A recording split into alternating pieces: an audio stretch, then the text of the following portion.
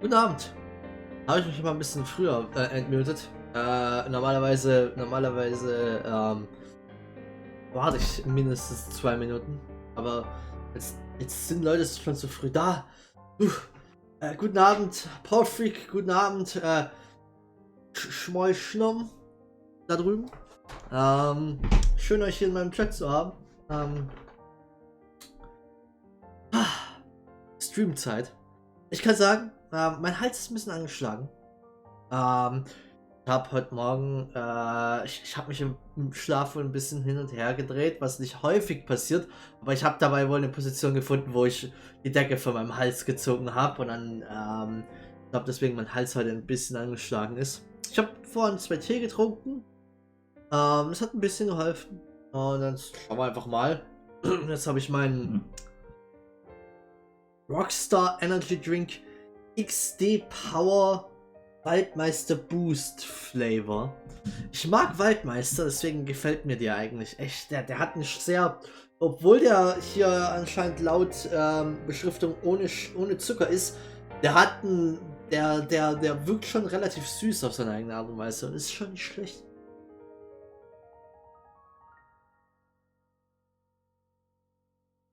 So. Ich hoffe, euch geht's allen gut. Also hoffentlich einen schönen Tag. Power Freak. Ich weiß, was ich so gesehen habe von außen ist, du, warte mal kurz, wie hieß es? Gib mir eine Sekunde. Genau. Ich bin mir nicht sicher seit wann, aber du bist schon seit Stunden in Vampire Survivors drin oder so ähnlich. Keine Ahnung, ich dachte, du hättest heute Arbeit, aber du hast heute Homeoffice, also ist das so Arbeit in Anführungszeichen, vermute ich einfach mal. Aber sonst, bist du jetzt eigentlich mit deiner Arbeit an der Masterbewerbung? Da solltest du dich vielleicht, also ich weiß nicht, ob du da schon was gemacht hast, aber wenn nicht, solltest du dich da langsam drum kümmern, würde ich einfach mal sagen. Ich habe heute jetzt mal die meisten die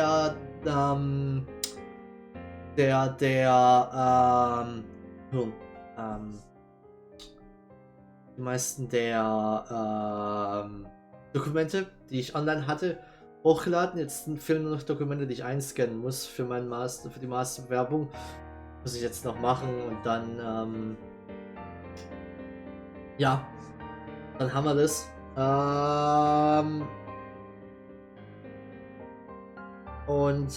Bezüglich des Empfehlungsschreiben, der Professor, ich habe dem jetzt geschrieben, was er so.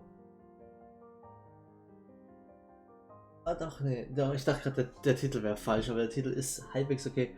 Ich habe dem Professor geschrieben gehabt, wegen Empfehlungsschreiben und er macht es jetzt und so. Und ich bin etwas verwirrt, weil ich dachte, ich kriege das Empfehlungsschreiben und muss das dann bei meiner Bewerbung hinzufügen. Aber der Professor meinte, er nimmt das Empfehlungsschreiben und geht damit zum Studienbüro oder so. Bin mir nicht ganz sicher, was er dort damit macht. Ich würde einfach mal vermuten, er weiß, was er tut. Ich würde es hoffen.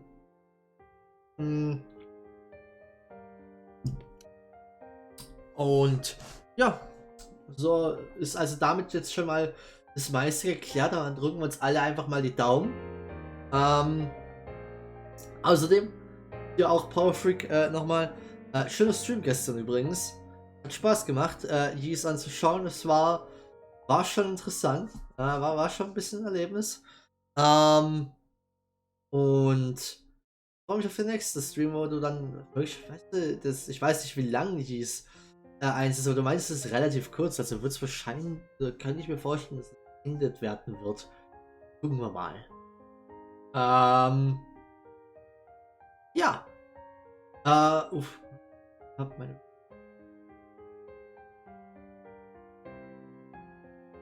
Der hat immer noch nicht die abgegeben. Ich meine, du kannst theoretisch trotzdem dich bewerben, aber halt vorläufig, ohne Zeugnisse mit deinem derzeitigen Zeugnis.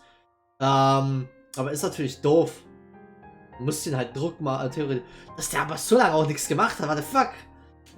Nee, aber, also du kannst, wenn du dein Abschlusszeugnis noch nicht hast, dein ein vorläufiges Zeugnis ausstellen lassen und dann halt damit dich bewerben, dann dein abschließendes Zeugnis nachreichen bis Anfang des Studiums, was ja dann März irgendwann ist. Also, ja, aber ist natürlich doof. Man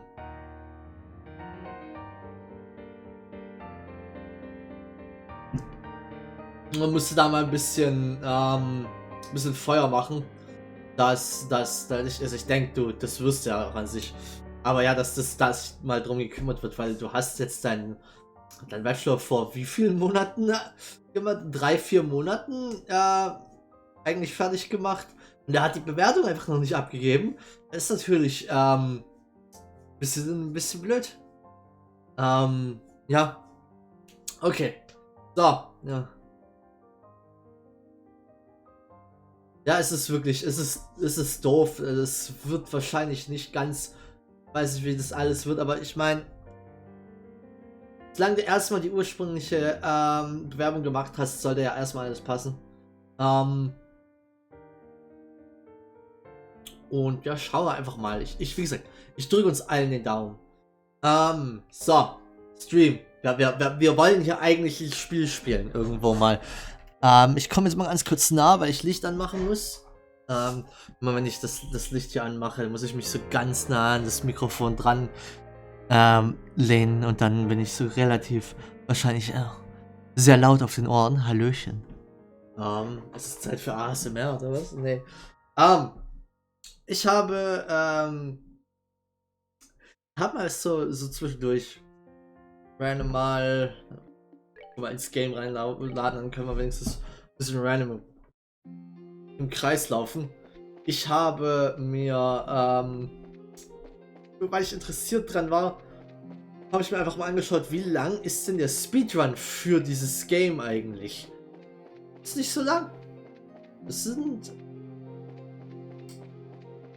5,5 Stunden, glaube ich, waren es ungefähr. Irgendwas mit 5 Stunden rum. Was halt wirklich echt nicht so viel ist, wenn man sich meine 105 Stunden anschaut. Das sind knapp 100 Stunden weniger, als ich gebraucht habe. Sagen wir es mal so. So. Okay. Hab kurz was getrunken und so. Rückblick. Was haben wir beim letzten Mal gemacht? Wir sind beim letzten Mal. Warte kurz, ich hab's herausgefunden. So, beim letzten Mal haben wir Ruan abgeschlossen. Wir sind zurück zur Janice Royal Academy. Haben da mit allen möglichen Leuten nochmal gelabert. Bisschen rumgelabert. Sind dann endlich in die Südseite von Ruan gegangen.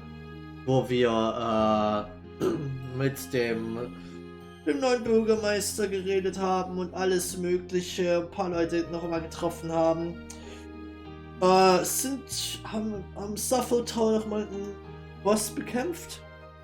Also so eine Monster-Quest und haben damit eigentlich Ruan abgeschlossen. Wir sind dann nach Erletten, haben dort dann durch den Kaldian-Tunnel uns nach Zeiss durchgeklatscht und haben uns dann erstmal da umgeschaut, in der Main Factory oder wie sie hieß. Wir haben uns dort mit möglichen Leuten geredet, wie ist der Titel? Chief Murdoch und alles sowas. Aber erstmal nichts dort, keine Quests so groß dort bekommen. Ein paar Monster-Quests. Wir haben eine Monster-Quest, glaube ich, schon abgeschlossen. Eine ist noch hier auf dem Weg Richtung Leiston oder Sangtime. Bin mir nicht ganz sicher. Wir sind nochmal runter zu Elmo und haben dort eine extra Side-Quest bekommen, wo wir Wir sollten, genau, wir haben die Hot Springs gefixt. Und das Hinste, also wir haben echt eine Menge machen müssen, weil wir brauchten erstmal Öl und wir wollten eine Diesel-Engine haben. Also fürs Öl müssten wir nämlich nochmal ganz zurück nach Ruan. Und haben dort das abgeholt. Und die Augment Engine, die Diesel Engine, haben wir erstmal bei Leyston nachgefragt, die hatten es aber nicht. Das ist aber irgendwo hier auf den Trap Plains abgestürzt gewesen. Das haben wir es da geholt und dann haben wir die Hot Springs gefixt. Ja, wir haben da schon gut was gemacht. Das heißt, der ganze Part südlich von Zeiss, also Elmo, Cornelia Tower und Wolf Fort, ist abgeschlossen. Das heißt, was heute eigentlich dran steht, ist nach den östlichen Partner noch abzuschließen, Leyston und mit zu Sangtime. Und dort vielleicht uns, wir haben glaube ich noch eine Monster Quest dort, die abzuschließen. Und dann kommen wir nach Gransel, wo wir uns da auch erstmal umschauen müssen. Aber wir wurden auch, wurde schon gesagt, dass die Queen was von uns möchte. Deswegen heißt diese Folge auch, dieser Stream auch Königliche Audienz. So. Und das ist so der Rückblick gewesen. Mir ist gerade kurz eingefallen. Ich will nur kurz schauen, ob wir für all unsere Leute die beste Waffe haben. Oder die beste Ausrüstung allgemein.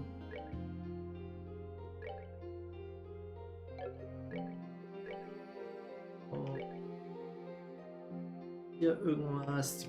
Wenn ich Magic spielen würde vielleicht, aber okay. Warte mal kurz, aber Taita ist eigentlich, wir wollten eigentlich anstelle von Taita, wollen wir glaube ich Sherazard eher spielen. Weil wir sonst keine Damage-Dealer dabei haben, keinen Magic Damage-Dealer dabei haben.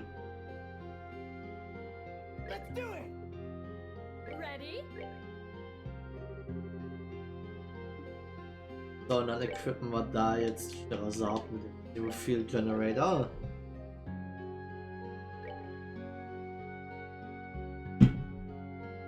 Okay, genau, Ritter Roadway, und wir müssen da uns für Death Blows wappnen. Und Ritter Roadway ist hier östlich. Alles klar. Okay, dann machen wir uns mal auf den Weg. Okay, das ging schnell.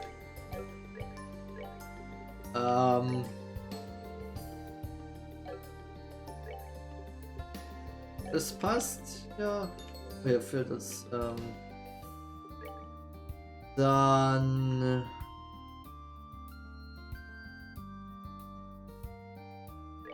Great Death Blow.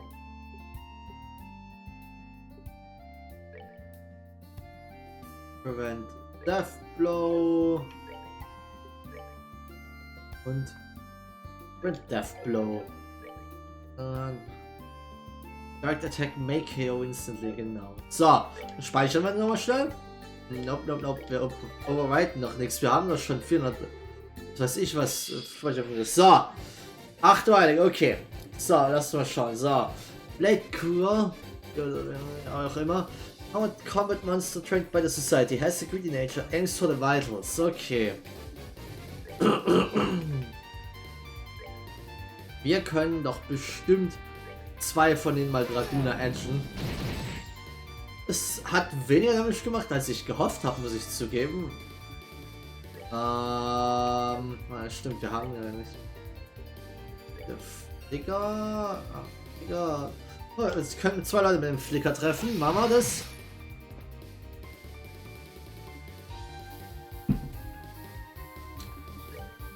Waffen wir. So.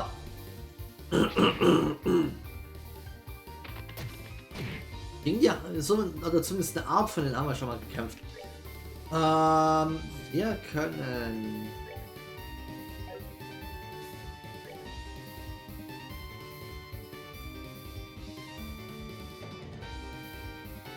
Lass uns das mal so aufstellen. Doch bestimmt, der bleibt nicht im Area stehen. Das ist eine Menge Damage, den er gemacht hat.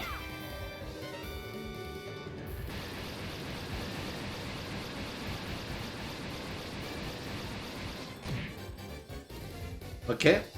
Und dann wird der hier hat echt viel Damage schon abbekommen. Ui. Sollten nicht so viel Joshua angreifen, der macht eine Menge Damage. Joshua macht das jetzt mal schnell. Kriegt Black Fang. Und dann noch mit Strength Boost, das sollte guten Damage machen. 1, 2 von denen gehen bestimmt drauf. Oder die meisten. Sehr schön.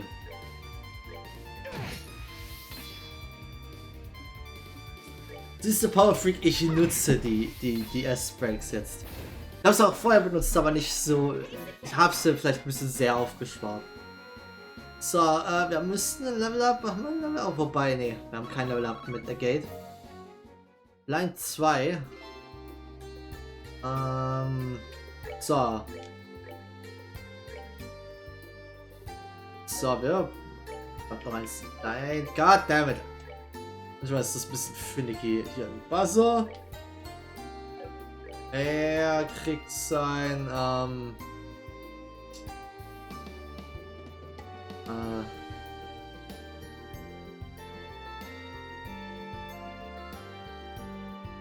seine Moon Glasses.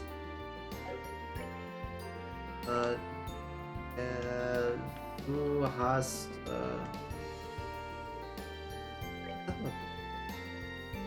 hat es gegen das meiste geschützt. Also wird es sich wahrscheinlich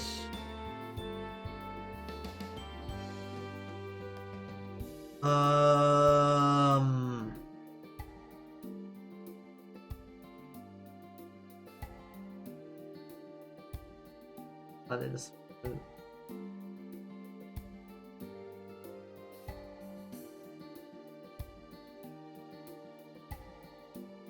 ich kann ihm Gladiator Belt geben. Es ist ein bisschen weniger Defense, ein bisschen mehr Strength. Ja, er hat aber schon so. Er ist schon relativ frail, aber ich meine. Ich meine, 10 ist jetzt nicht so viel. Komm.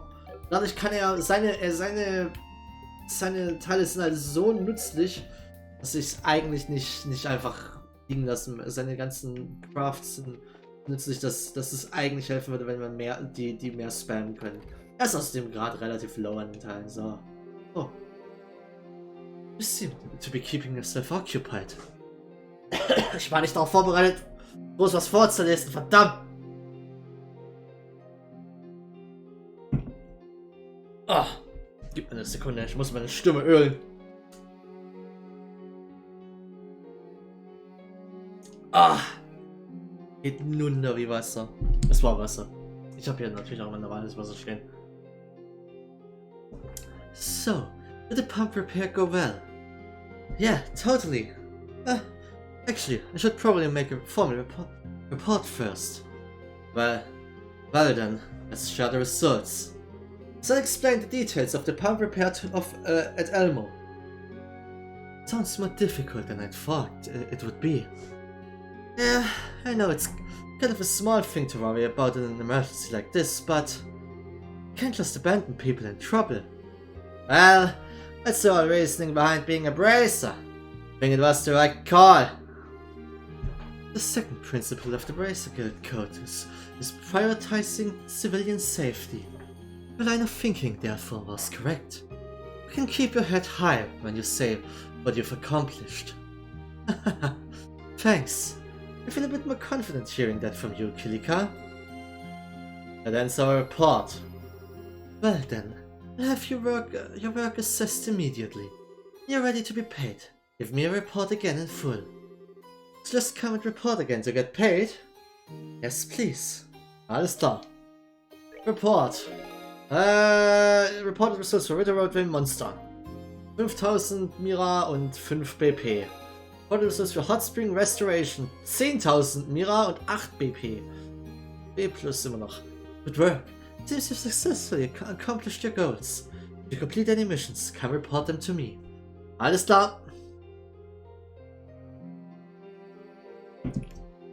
Das heißt aber auch, wir müssen theoretisch nicht mehr zu Zeiss zurück und können gleich komplett durch nach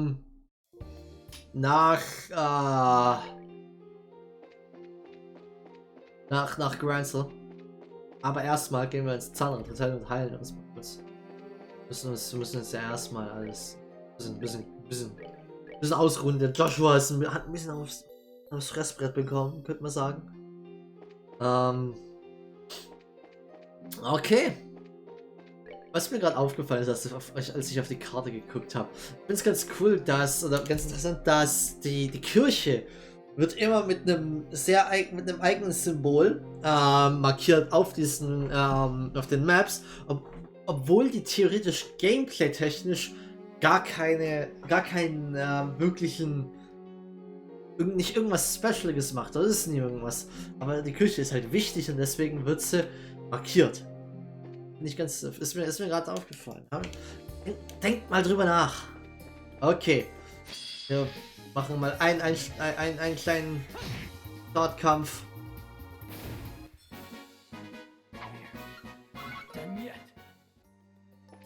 Und dann. Okay, ja. Time Gate Richtung. Gehen wir weiter.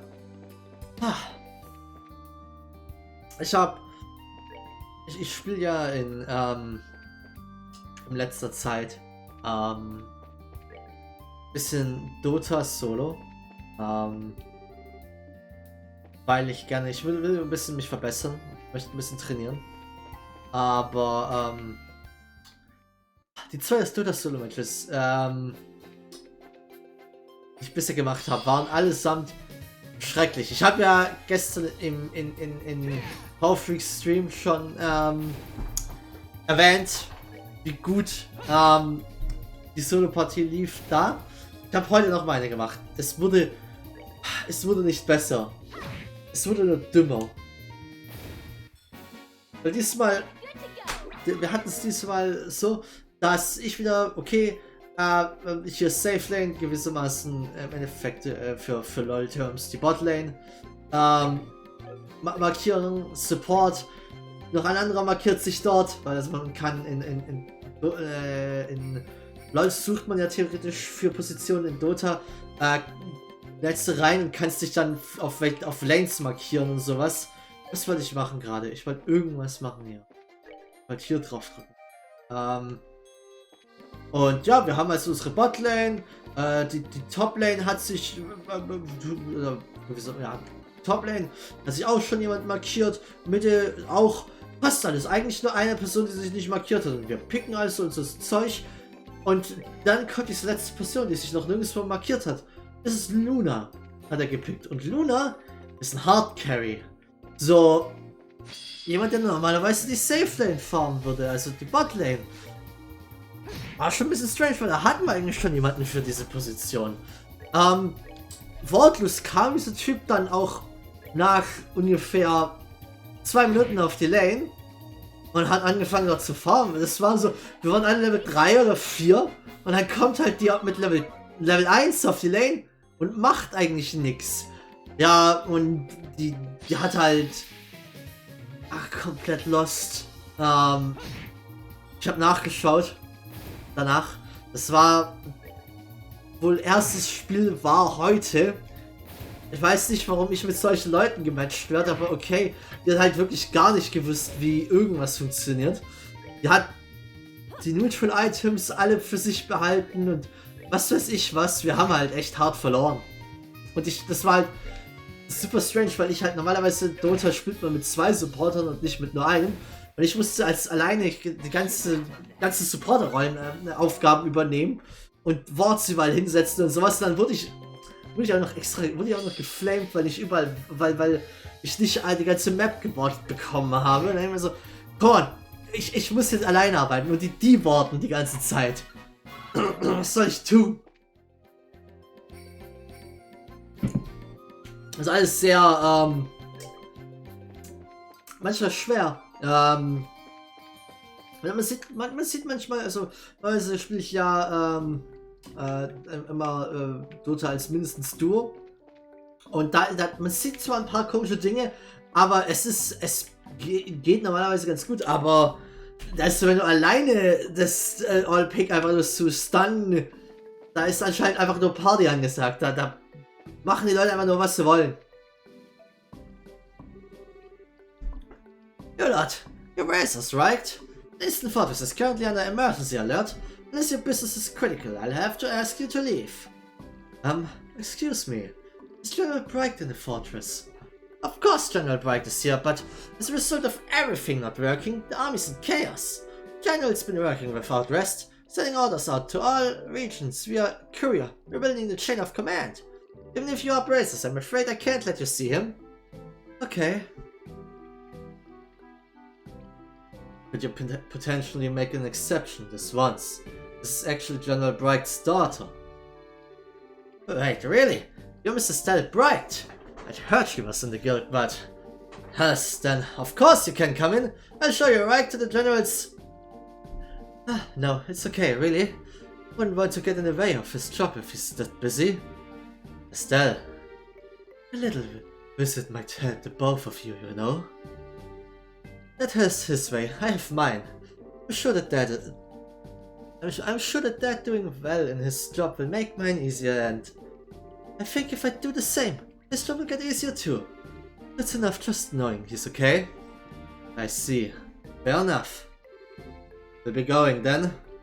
Please, give our best to the General and let him know we stopped by if you get a chance. Of course! I'll do what I can. I'll see if I can catch him doing mess or something. Thanks again.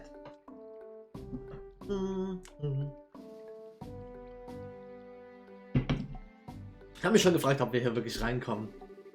Communication with all stations has been restored, and the Royal Army has formed up. Keeping order in the chain of command solid is important.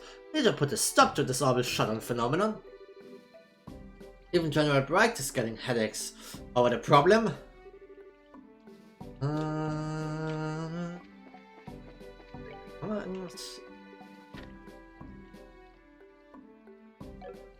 Okay, theoretisch haben wir eigentlich effektiv gerade keine Main Quest.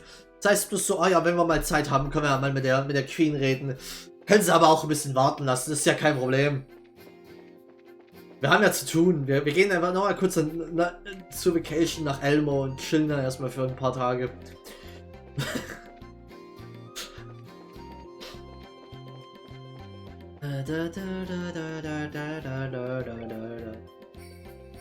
Ja, hier ist nur gerade Weg. Okay, dann renne ich ein bisschen.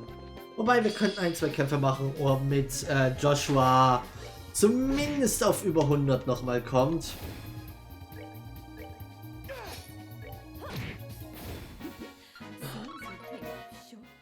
So. Komm her.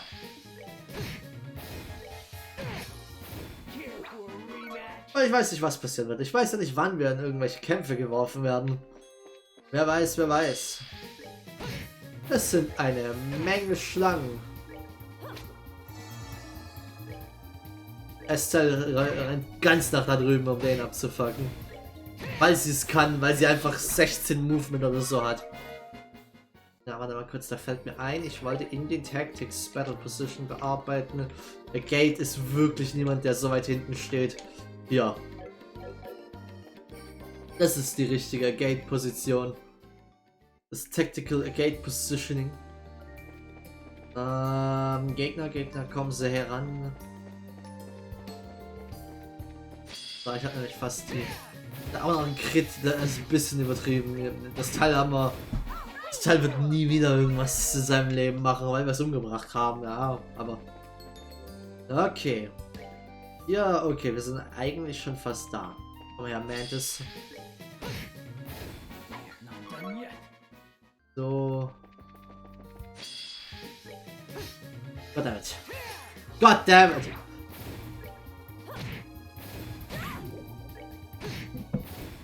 Hat nicht mal Damage gemacht, aber vergiftet. Die haben einfach das, die wissen, wie sie uns als Tanks vernichten können. Sungtime Gate. Ich habe irgendwie Hunger, wobei ich erst vorhin gegessen habe. Strange, aber eigentlich habe ich auch genug. So. The rest seems so unconcerned about it all. Pretty worried. We've got to protect this region with our guns not working after all. Could we at least prepare some barricades maybe? Ich meine, müsste man alles aufbauen und später wieder abbauen. So. The airships can't fly. No responsibilities are the greater. With air passage cut off, the only routes to invade the capital are from the east and west.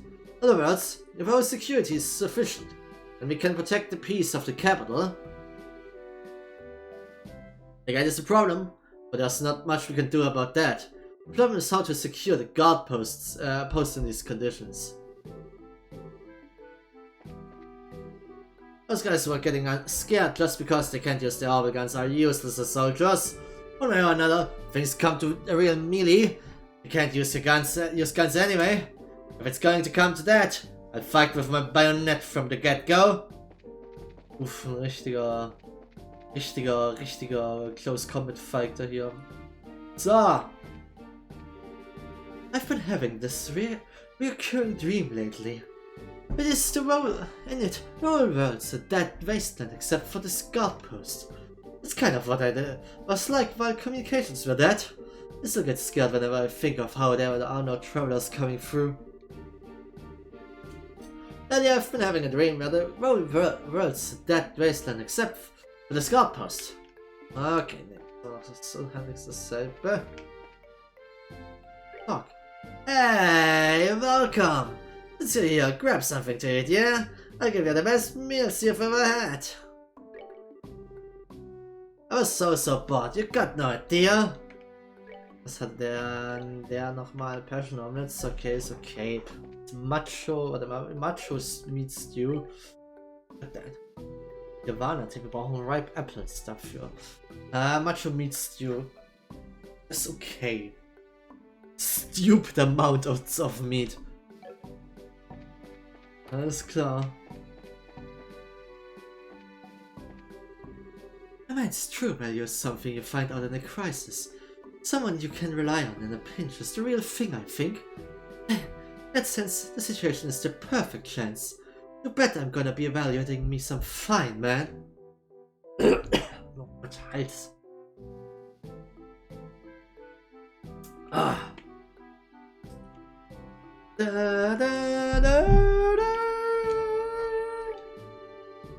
To be honest, with evaluating men, I'm so obsessed with evaluating men at a time like this. Seems like there's more than one screw loose in Tammy's head. Where did I go wrong racing here? You better be looking at getting a real great match. Okay.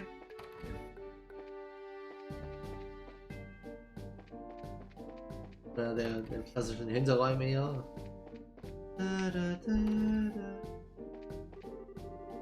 The untraceable crimson soldiers and those groups of machine-like monsters. There are hidden enemies lurking within the kingdom these days. Even if the gate doesn't close, I will not let them do as they please. We have our own pride as the shield of the kingdom after all.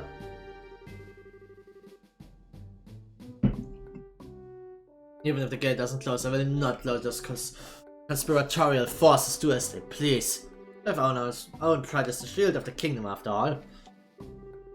What will the enemy's next target be? I can't even imagine.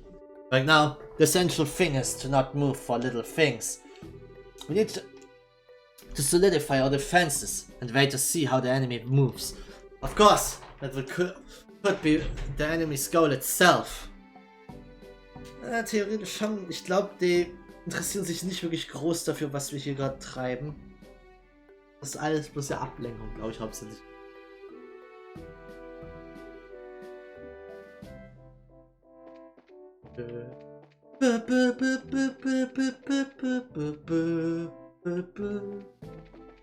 Ja, was? Nope.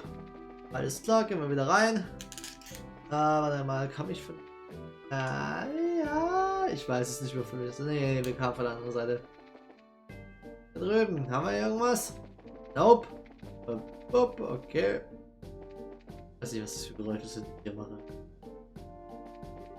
The floating island's still floating around today too. But since that island has appeared, the openings haven't worked. I kinda feel like that itself isn't at fault. It's just my own impression, Matt. There's something sublime about it. There's something divine about that floating island. I'm sure it itself isn't evil.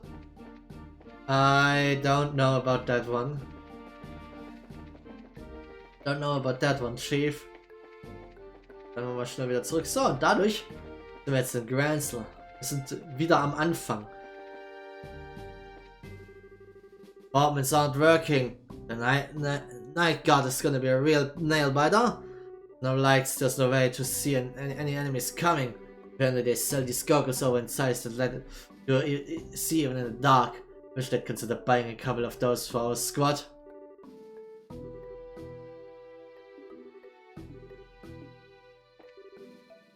Hey all.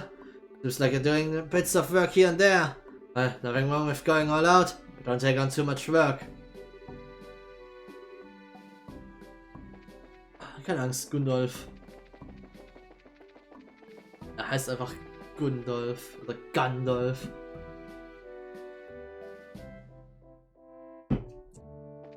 Wenn seine Waffe nicht eine Gun ist, bin ich eigentlich enttäuscht.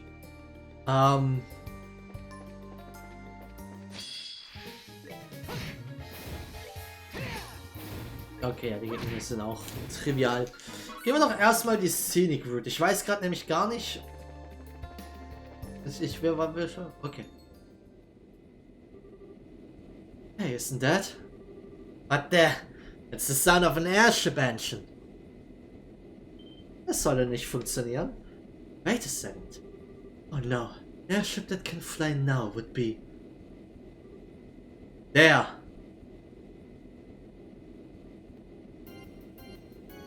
Okay. Oh no. Ach du Heilige, was passiert denn jetzt? Richtung Gransel? Society airships. Why are they here? Damn. They're heading straight for the capital. Son of a bitch! We need to chase them now! Wie wär's, wenn wir erstmal kurz zusammenschauen? No, not this way. Let's hurry back to the capital. Okay.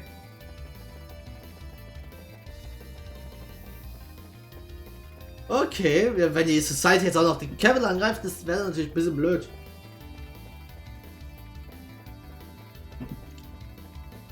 Oh Gott, oh Gott. Ich habe gerade nur mit einer Hand gespielt, weil ich kurz was getrunken habe. So. Die haben wir auseinandergenommen. Ah, ja, okay, wir sind fast da. Vielleicht kommen die nur zu Besuch oder so. Und das sind so Bomben einfach jetzt die Hauptstadt. Wenn er jetzt Gilbert aussteigt, dann haben wir Probleme, sage ich euch. Oh ne, oh shit, das ist das Main Squad. What? Das sind die Big Boys direkt. Oh fuck. Shall we begin then, my friends? I guess if the Divine Blade was here, this might be a good time. But just beating up a bunch of weaklings whose guns don't even work, this ain't even gonna be a good way to kill time. It's not too bad, you know? It's fun to just walk around and step on all the little wooden toy soldiers. Well then, I sure not to call your Mother Martha down on them, love. Our little soldiers would run home instantly if you did. Ah, that's boring. I was thinking of getting Peter Mater. Ich bin mir bis heute nicht sicher, wie ich das ausspreche. Einfach Peter Mater. Getting Peter Mater to help me smash that pretty castle into dust. Beauty and destruction, is it? It has a certain charm of its own, I suppose. Oh, Leute, ihr habt alle nur ganz dabei, das hilft euch nicht viel. You must be our boss lackeys, you sons of... So your airships still work, huh?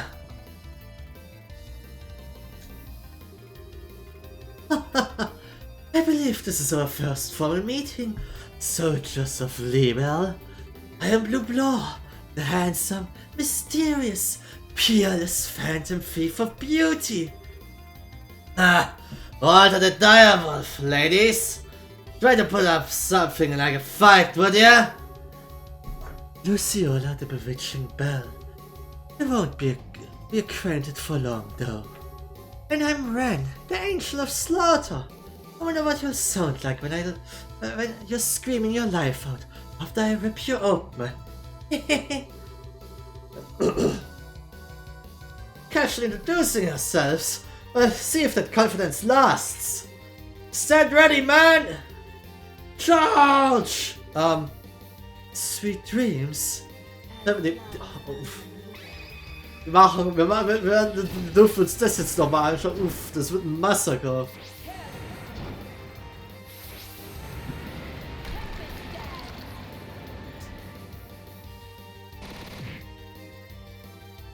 Aber nice, zumindest nutzen sie jetzt schon mal alle ihre CP auf. Okay, think you can take this?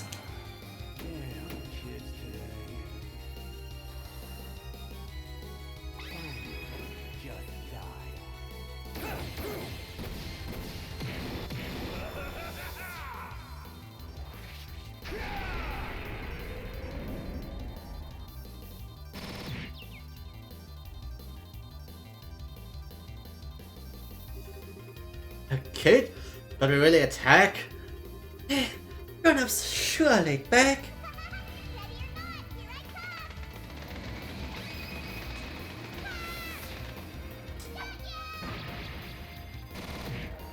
Uff.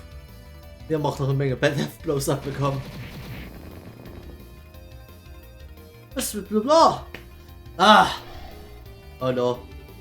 Remember, my good man, ultimately, this world and life is but a fantasy. Allow me to show you a delicious nightmare. Deathmatch klingt ziemlich böse, muss man jetzt mal schon mal sagen.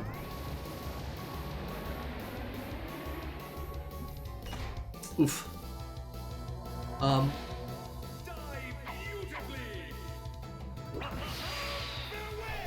Der Dude ist literally dead.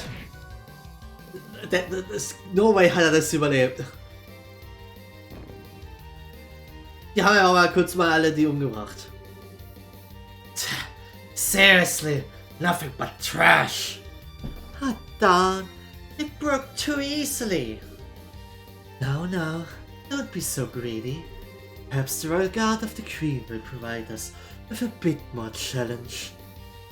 One would hope, at least. Well then.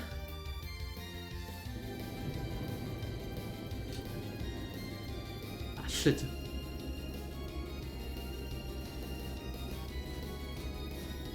Die haben ja ein bisschen was dabei. Alles klar, okay, der Shit geht direkt, okay.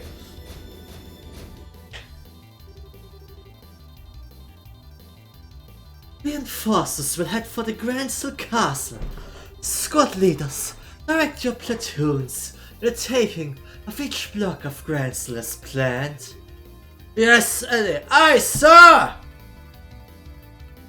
Okay.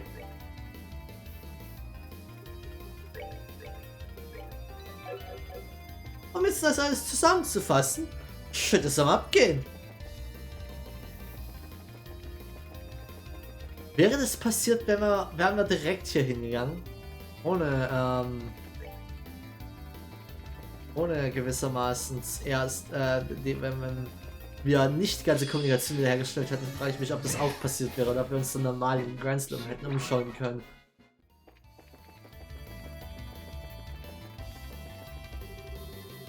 Okay, war klar. Aber in diesen Screen lassen sie uns rein.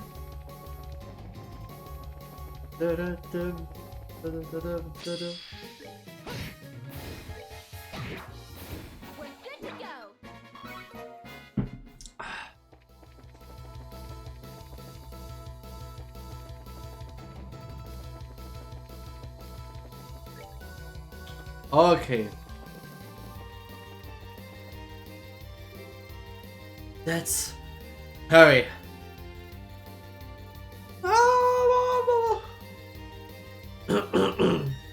Son of a... Alright. Our first job is to save everyone we can. There's no time. Oh shit, der lebt actually noch. Oh, easy. Ja. Bryce is right. Ouroboros. The forces passed by here moments ago. Seems their target is Ransel Castle. I knew it. The rest of the enemy forces are taking over the city. Please, save the city and the castle. Estelle. Right. I'm sorry everyone, but we're going on ahead.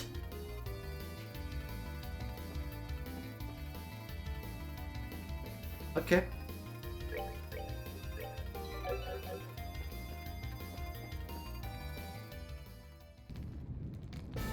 Oh, for fuck's sake. Shit. Alles klar.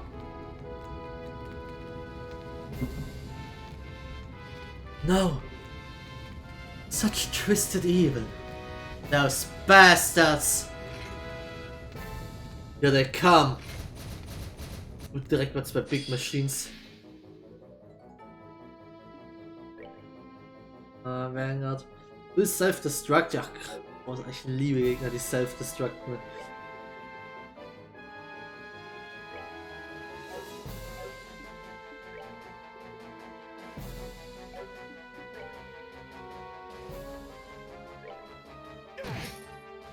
Die nehmen wirklich viel Damage. Der Evil ein mal schnell.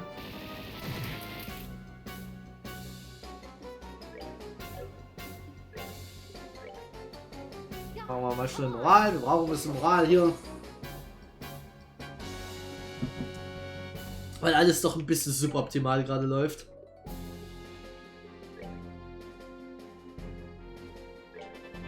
Okay.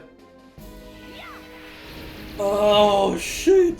Die haben einfach die Capital in Brand gesteckt. Das ist keine coole Situation, würde ich sagen. Soll ich... Machen wir nochmal ein Evil Eye. Die Gegner müssen ja nicht drankommen. Ich finde, das ist... Die gegnerischen Turns sind etwas, das vernachlässigbar ist eigentlich. Ah stimmt, da war was. Das wird jetzt uns gleich ins Gesicht fetzen. Das hat fast 3000 Schaden gemacht, okay.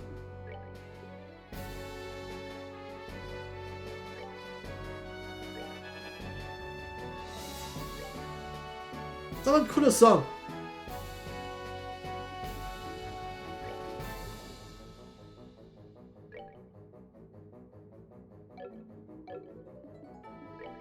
Bewegen uns ein bisschen weg hier für den Fall der Fälle erstmal. Ah, for fucks. Nee, warte. Ich dachte, er macht einen Anti-Magic Attack, aber... Okay. Dann kommt jetzt einfach ein Dragoon Edge.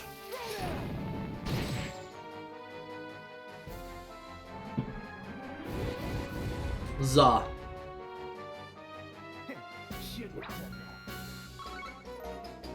Geht fast auf Level Up für Gate. What are we even gonna do? The city. Everyone!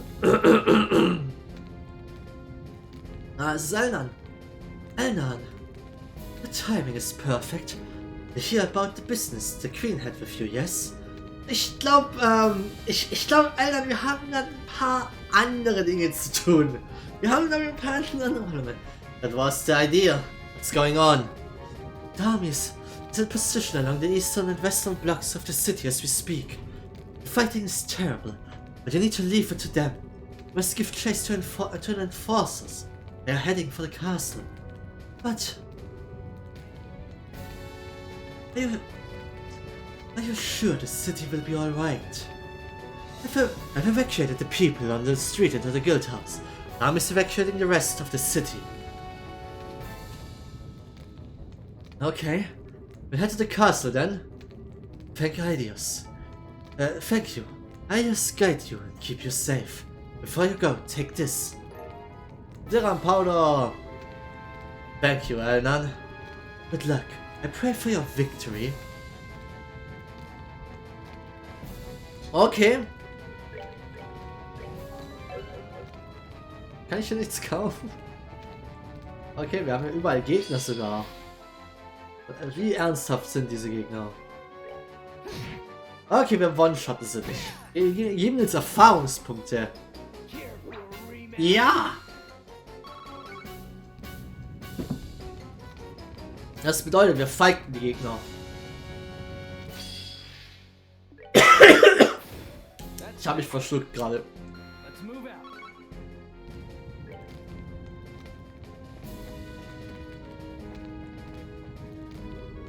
Door is locked. Das ist ein Big Boy.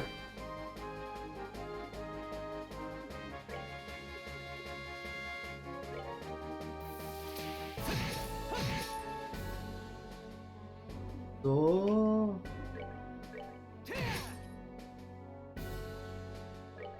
Wir werden das alles abkriegen. Ich weiß es ja jetzt schon, aber...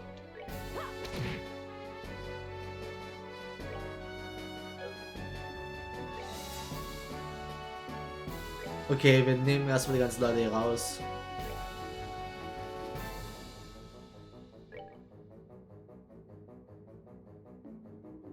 Wie low ist der?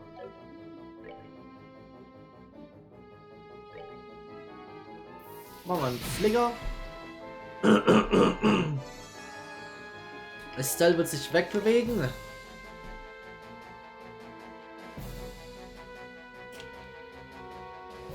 Wie viel Leben hat er noch? Okay, wir haben hier der Rassaut greift ihn an. Das hat gereicht, sehr schön. Soll auch nicht getroffen werden? Ja. Okay. Level up für Gate.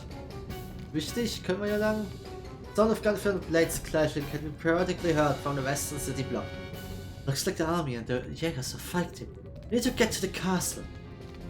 Okay. Vermute mal, ist locked.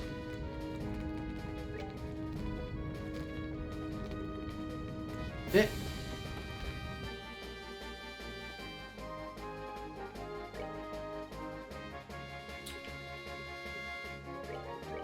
Ah, for fuck's sake! Wir hätten nach Granzel gehen sollen. Wir hätten nach Granzel gehen sollen. Wir hätten vielleicht sogar actually noch eine extra Quest gehabt hier. Fuck. Nee, ich kann jetzt nicht einfach irgendwas Altes neu laden. Das würde Ewigkeiten brauchen.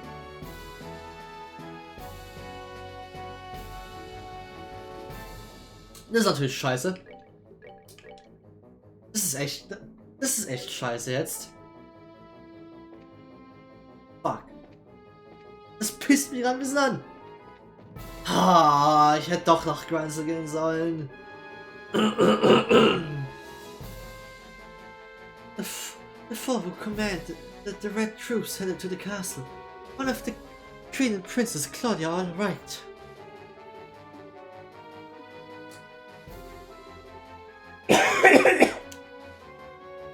Elias, what the heck is going on?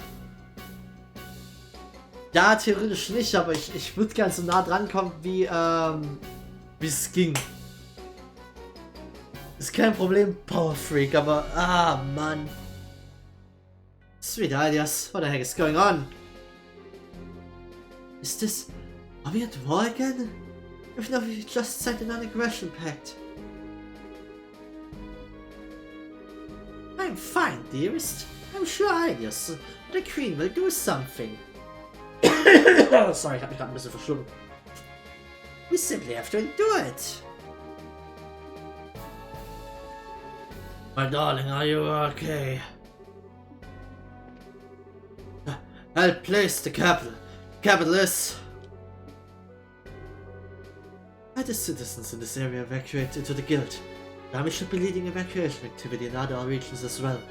Everyone, head to the castle and chase down Western forces. Most likely...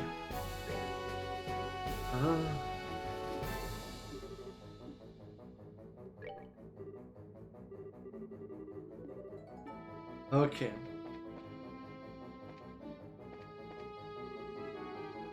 Suddenly these red armored guys attacked, but how used to trouble I am, this is getting pretty startling.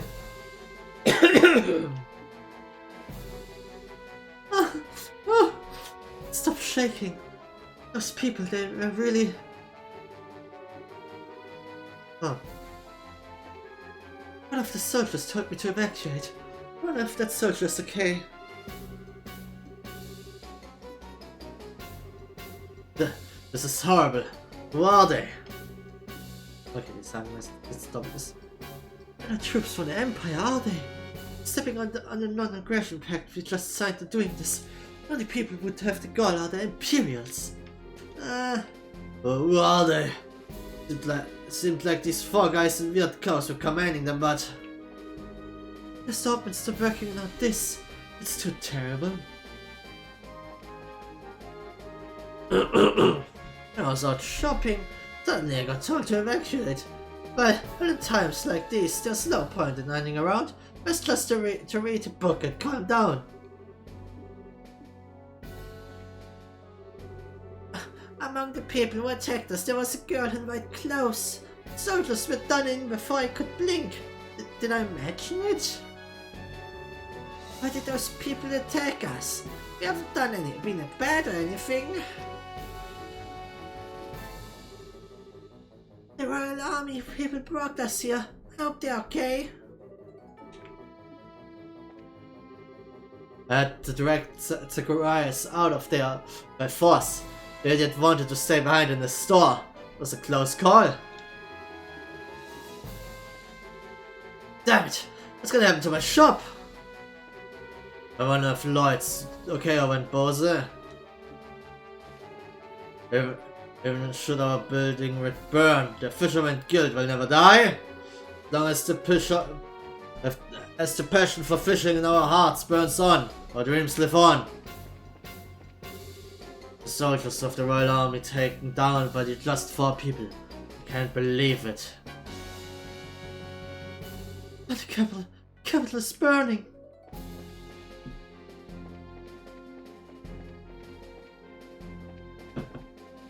Nicht hier rum. Ich schlage gerade mit einer Hand, sorry.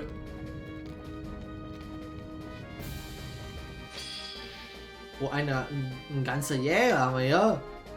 Den machen wir. Reviving Boy.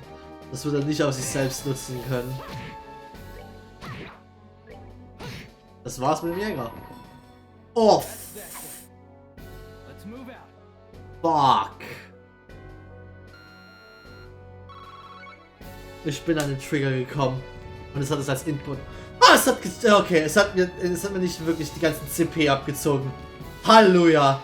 Ich dachte gerade schon. Ah, fucking hell.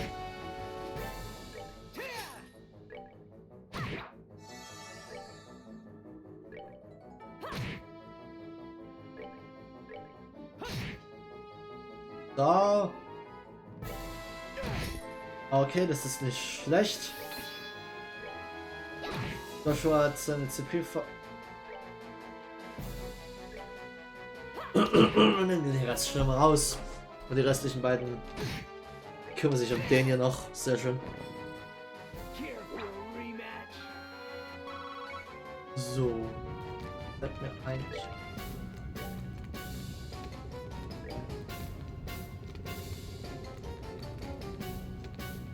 Ja, ich habe jetzt Leben 2 gedroppt bekommen. Das macht nicht viel anderes. Mir ein paar Windkristalle zu was machen. Wirklich. Lockt. Ich muss auch nochmal, ich kann in die ganzen anderen Bereiche nicht reinlaufen.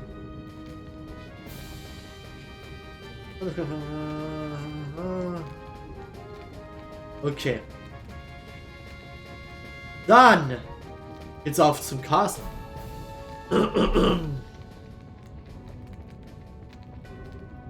Sagt, ich schaue mich überall um natürlich. Überdrücken rein.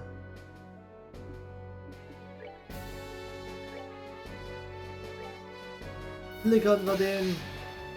Daneben, okay. Kann ich mitleben. Laguna Action wir ihn.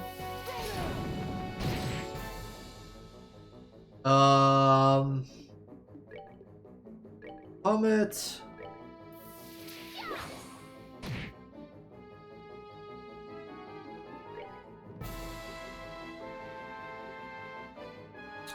Die Plasma-Einfangungen zu bekommen. Plasma rein. Oh, die wird wehtun.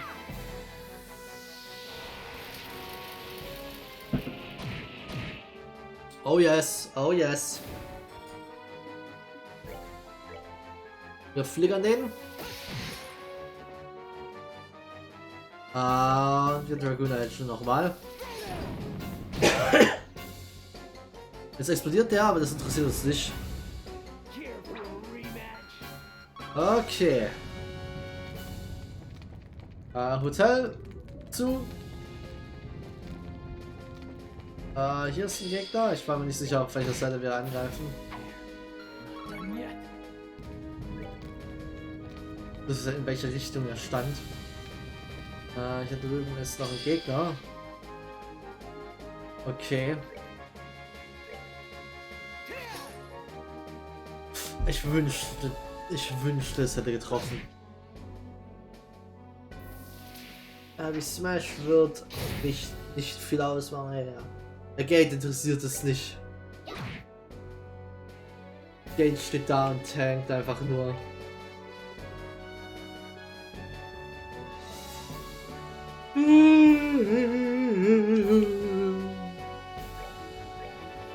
Aber das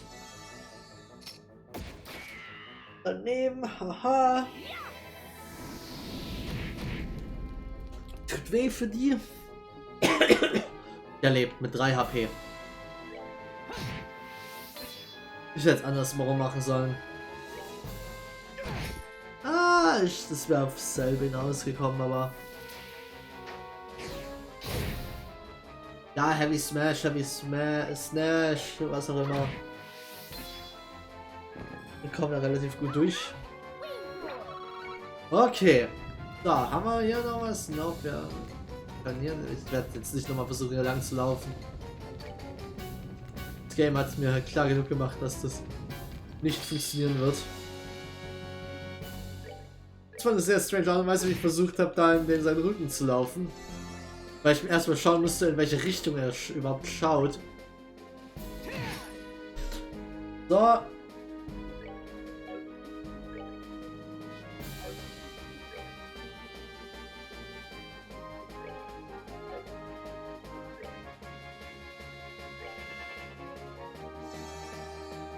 Oh, ist aber was so.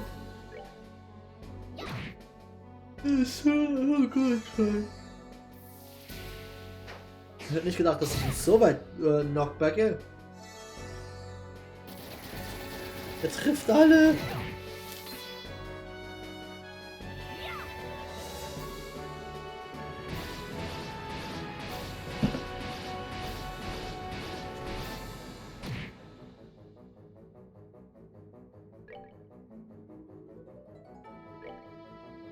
Aber nehmen wir den hier raus, der hat zu viel AOE.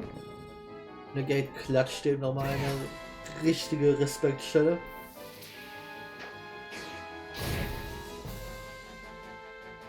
Der Spin jedes Mal. Es sieht so stylisch aus, was sie da versuchen zu tun. Komme ich da actually ran? Ich komme da ran. Ich hätte nicht gedacht, dass ich da rankomme, muss ich zugeben. So, Level Up. Uff. Okay. Joshua lernt Evil Eye X. Was macht das?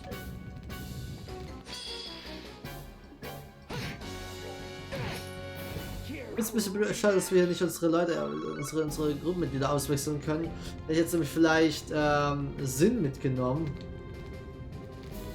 Für einen Fight für einen möglichen Fight gegen Walter.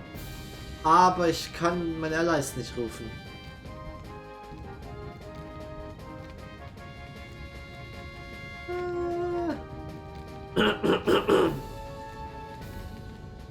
Ah, the gates are closed.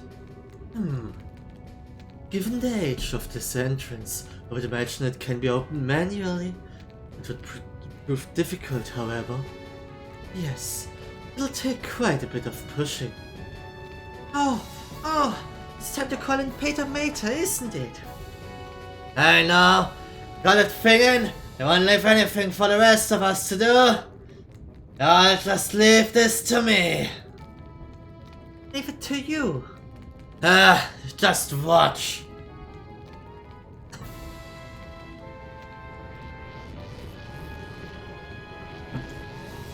Go!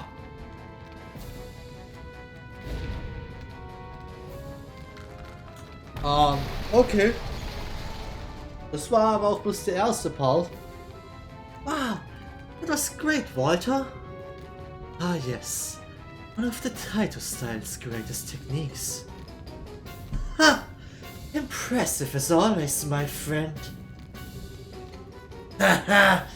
That shit's really only good for street performances. Now, one more to go through.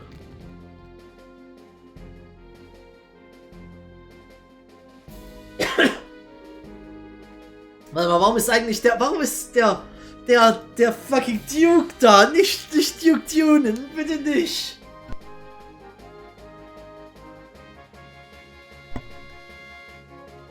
To think they'd breach the castle gates. Yeah, they won't hold much longer. Claudia, Hilda, hurry and get Alicia to her private chambers. But, Uncle, Junan, are you... I am a scion of the von Auslese family. I will not stand quietly and watch as brigands try to tear our land and authority to pieces. With Julia absent, I shall take command. But... stop wasting time. Their goal is to abduct the queen and her heir. Her being you, remember? Uncle, the priority must be the safety of yourself and the queen. This is what it means to be heir. Claudia, fulfill your duty. Uncle, I understand. Grandmother, Hilda, come. We need to get up to the chambers. Yes, it would be best. Junan, please be careful. Ha! You just watch as I cast these cursed bandits on the walls. I pray for your victory. Philip, you be careful too. I will do my best, Mistress Hilda. Oh shit, Junan ist mal nicht ein kompletter Vollidiot.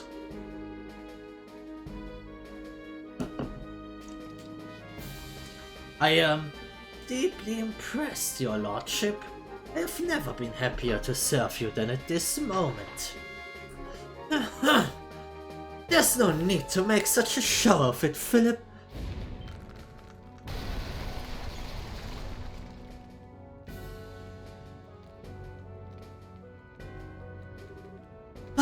There they are! Such ghastly appearances. Rather more like demons than men. Your lordship, should I fall, do not hesitate to flee. What? But... Holy shit, Philip!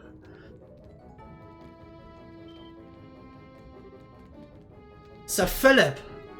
Oh, it's the old man with the closed eyes. Hat wenigstens kennen, dass seine Augen immer zu sind. What the hell is this, old lump?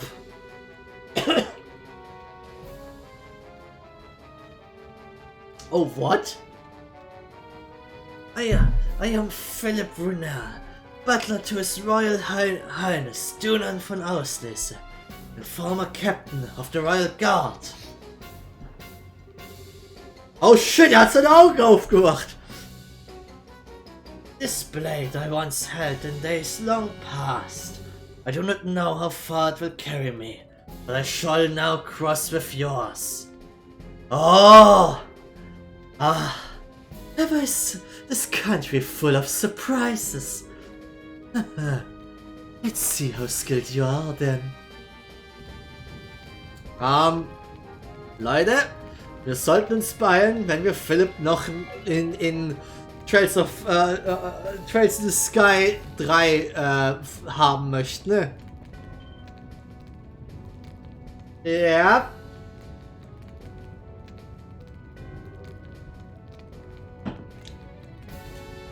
Bevor wir weitermachen, würde ich eine kurze Pause machen, weil ich eine Menge getrunken habe in der letzten Zeit.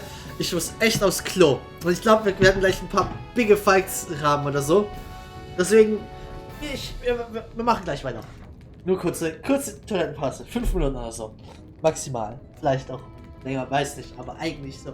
Nur kurze Pause angedacht. So, bis gleich. Ich habe daneben gedrückt, verdammt.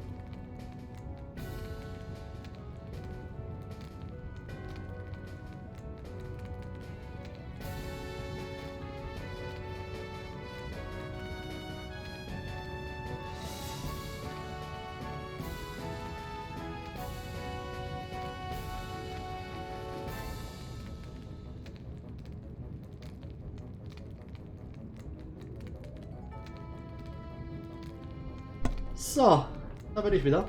Sorry, es hat doch etwas länger gedauert, weil ich habe Brief kurz öffnen müssen und ich habe eine neue AK-Karte bekommen. Sehr schön, okay. So.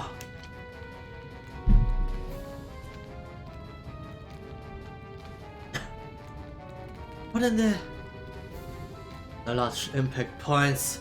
I think this was broken with someone's hand. This looks like Walter's handiwork.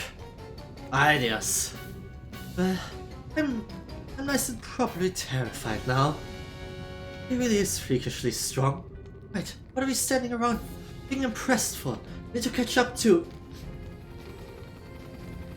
Estelle, watch out!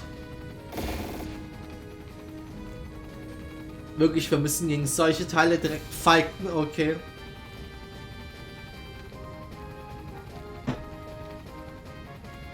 Oh, come on. Right here. Take him down.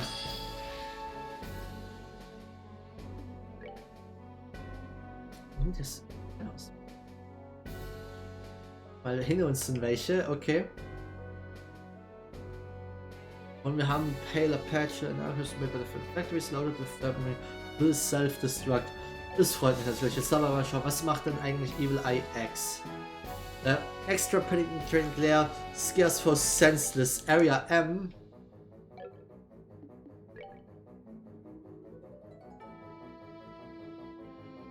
Joshua bewegt sich schon mal nach vorne. Estelle, Moral?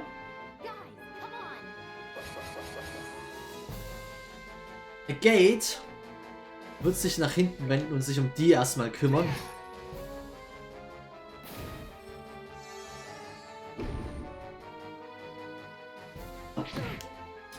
Okay. Der hat jetzt zumindest Shirazad schon mal herausgetreten. Ne?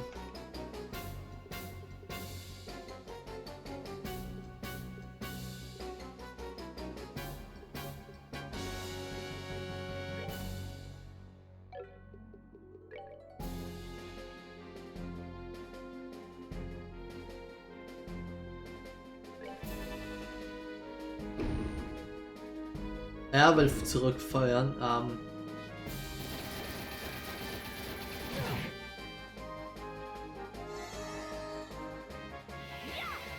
Das sind sehr große AOEs für die Schüsse.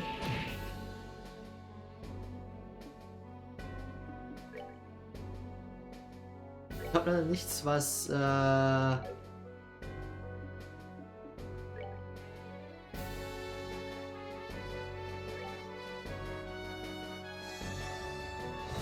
ihn pieken kann. Das sind fucking viel Damage.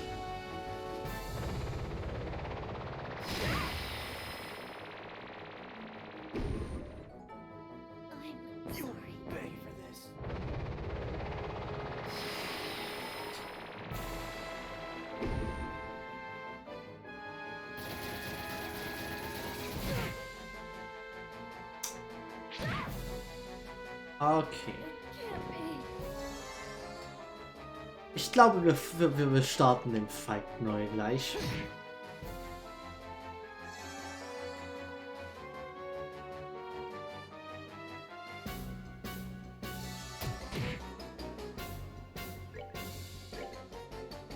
Ich komme nicht mal hin. Der kommt, killt mich.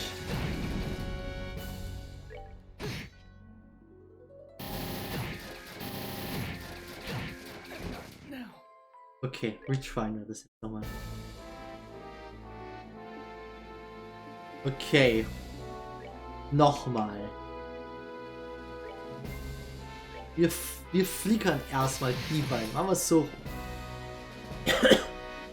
Estelle und nicht Shane, Moral.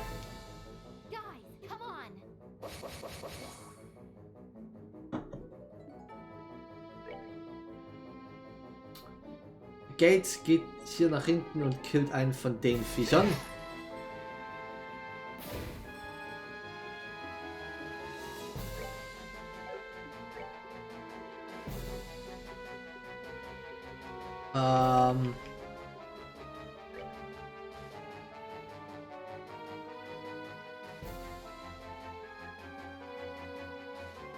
kriege, ich beide treffe.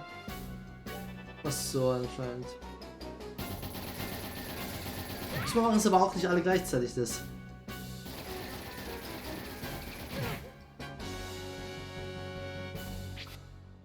Okay.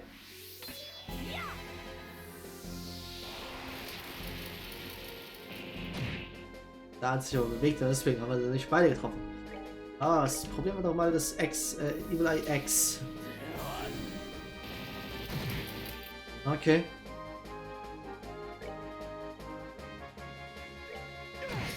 Weil dann müssen wir die hier entfernen.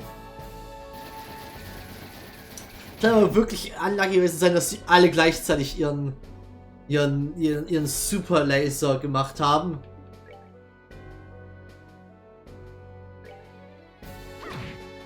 Wir wollen die kleinen Viecher eigentlich erstmal weg haben. Nah zusammen, okay. Jetzt stehen aber eigentlich alle sehr schön für ein Evil Eye.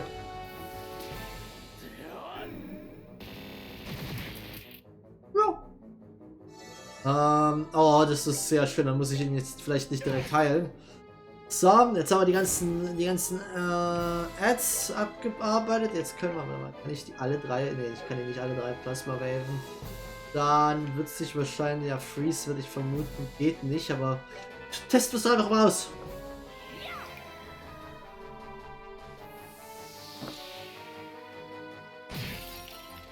Die Resisten, okay. Wobei Resist nicht unbedingt heißen muss, aber...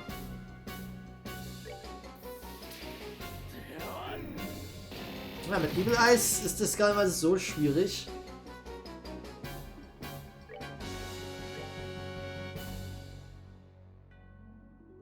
Machen wir das so.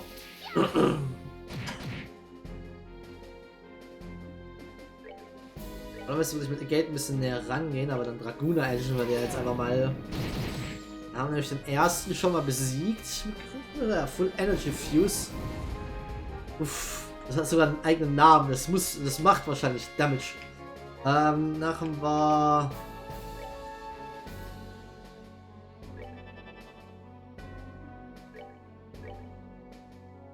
Wir Evil ein, einfach weiter. Wir können das ein bisschen spammen. Das hilft sehr bei dem Fight. Weiter kann ich einen Hurricane machen. Max Range Hurricane. Ich sollte weit genug weg sein, dass die mich nicht treffen würden. Wenn wir jetzt auf den, dann werden wir nämlich die Magie vielleicht sogar beide killen.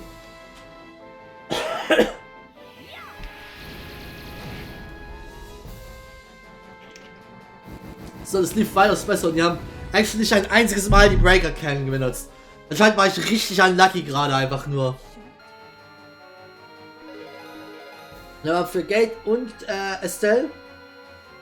Und... Ne, nicht noch eins für Gate. Wobei, ja doch, noch eins. Zweites für Gate. Das ist das Wheel of Time. Ja.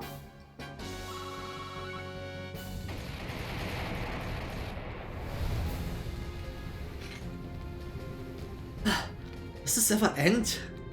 There's no time. Let's get inside.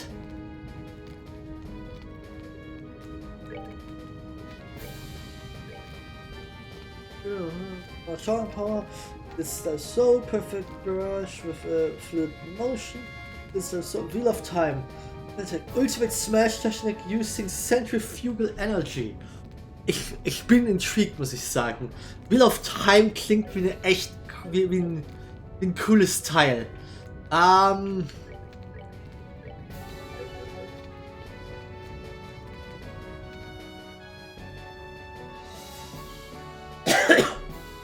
No, no.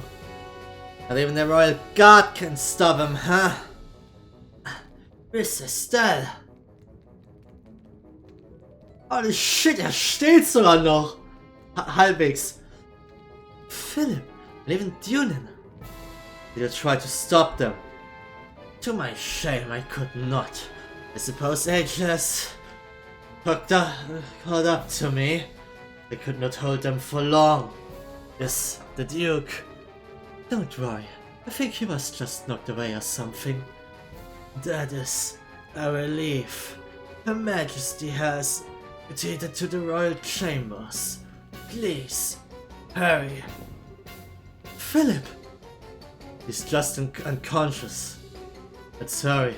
Chloe is in danger. Right. Oh god damn it!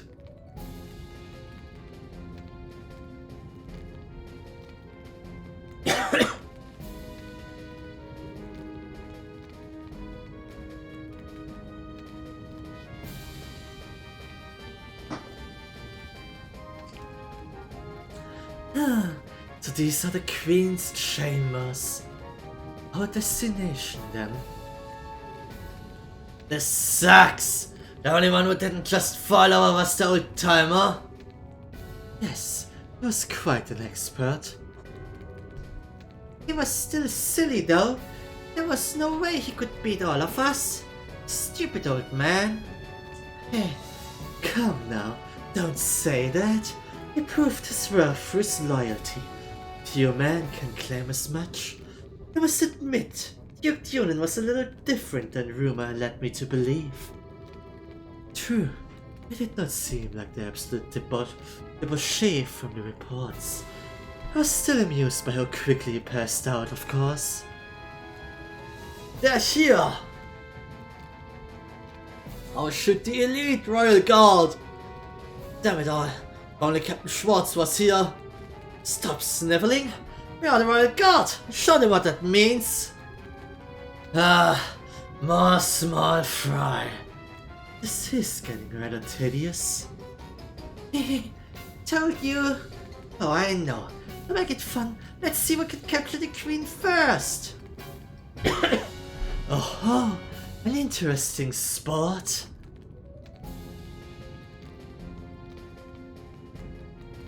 I'm game! Well then, let's play. Oh fuck. Ja, die rennen einfach durch. Holy fuck! Die plauen einfach durch. Kann nicht irgendwo anders. Oh, das. Okay, wir keine Detours. Wir gehen straight dorthin. Möglicherweise kommen wir auch nicht einfach hinterher, weil wir die ganze Zeit versuchen, Detours zu machen. Ah, kurz, ich dachte, das wäre der richtige Weg. Fuck, stimmt. Das ist zum Thronsaal. Wir müssen wir unten durch? Fucking hell, ich. Was lange ich mehr in dem Schloss?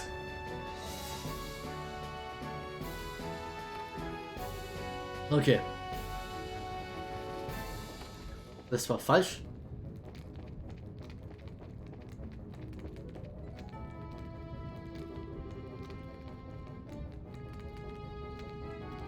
Ah, it seems you have more guests, Queen Alicia. Das ist bestimmt Bludor. Oh, das ist echt doof jetzt die Situation. Chloe, Queen Alicia. Stell, Joshua. Everyone, thank you for coming. Damn it! You're too late. You sons of... What do you think you're doing? Let go of Chloe and Her Majesty. Sorry, but no. The professor asked us to do this as a personal favor, so no can do. The professor? Wait, a personal?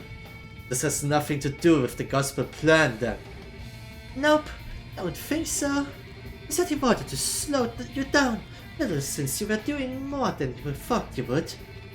Oh, I'm so very sorry for trying to reverse all the damage you guys are doing. Being a decent human being then. Ha! Yeah, well, it's a pain.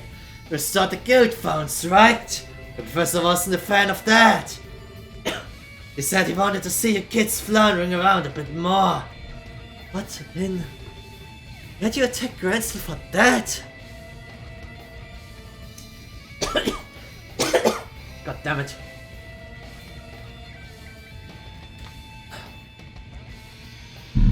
That's very like him. It is in fairly bad taste, I'll admit. However, Löwe is securing the floating city on his own. He had little better to do, so we did the professor a favor. Lucy, why? I believe we understand now. Given that, I am not enough of a prize by myself. I ask you to release Princess Claudia. Grandmother, no. Anyone who should... It is true that the good professor asked for one or the other. My, what a quandary we have on our hands.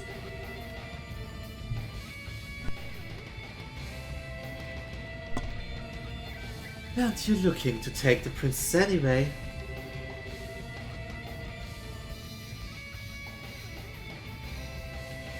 Well, a pet bird in a cage somehow lacks charm.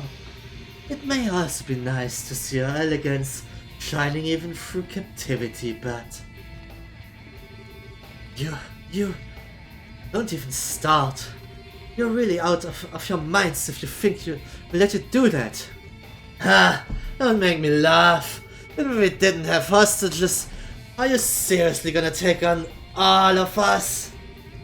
Hehe, that's right. I promised to kill you all the next time we met. You know what? This is a good chance. Maybe I should just get you all right here. Stay calm, Estelle. You're right. There's no way we can fight all of them at once by ourselves. We need to wait for our chance. But... alas, Joshua. It is fruitless. Perhaps had you been in the shadows, we could have found an opening. But as it stands... With an open like this, the options are limited. There's little you can do, Black Fang. So it seems. It also seems like I'm not the one who needs to strike the opening. What? Oh shit, Cassius! God damn it! Oh wait mal, hat Cassius gerade Es ist nicht so schlimm wie im ersten Teil. Es ist nicht so schlimm wie im ersten Teil. Ich bin nicht so pissed. Aber... Ist die Sense kaputt gegangen? Ich bin mir nicht sicher, was da abgebrochen ist. Aber es sieht so aus, irgendwas ist abgebrochen. Ach nee, es ist nicht Cassius. Von hinten. Das sieht aus wie Cassius von hinten. What the fuck? Aber stimmt, Cassius fightet eigentlich mit einem Stab und nicht mit einem Schwert. Da war was. Das hätte ich mir eigentlich denken sollen. Jetzt wo ich sehe, realisiere ich's.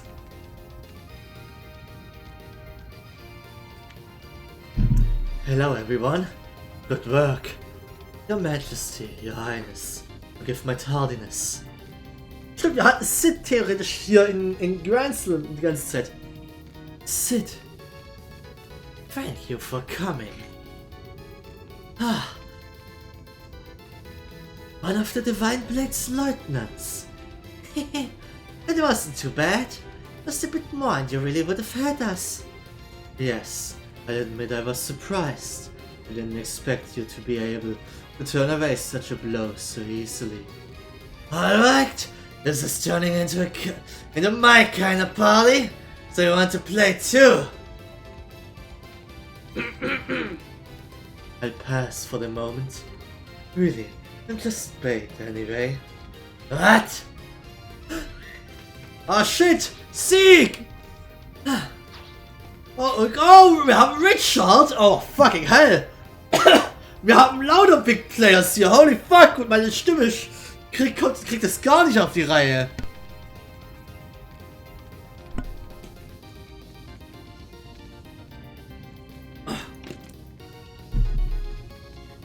Tja!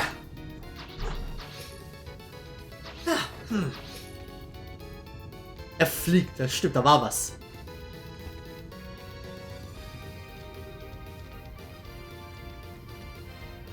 Uniform, ich bin mir ziemlich sicher, dass das Colonel Richard ist, aber vielleicht liege ich hier falsch. Good, I made it in time. What in... Wait, oh my.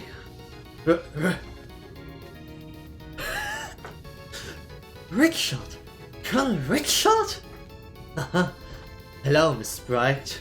You shouldn't call me Colonel, however.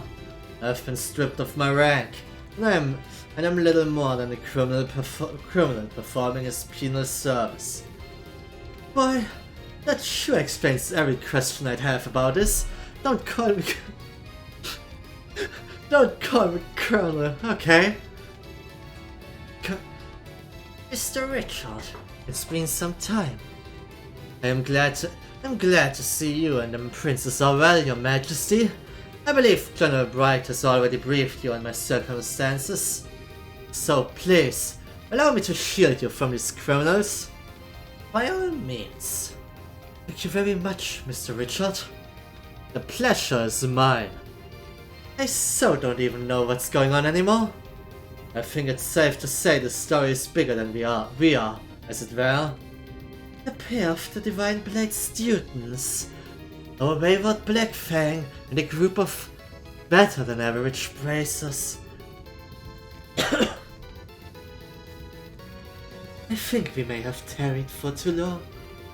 I appreciate the time personally.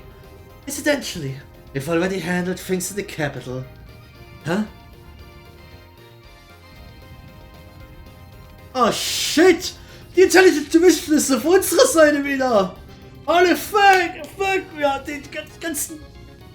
Der hat nicht damit Mensch, der mit dem Schlag einfach! Commence Operation Clean Sweep. Remember, our first priority is the safety of the citizenry. Assist the army where possible. Engage Jäger Corps and Archives at your discretion. Yes, ma'am! Die waren zumindest ziemlich stark, die Teile eigentlich. Die Dudes meine ich.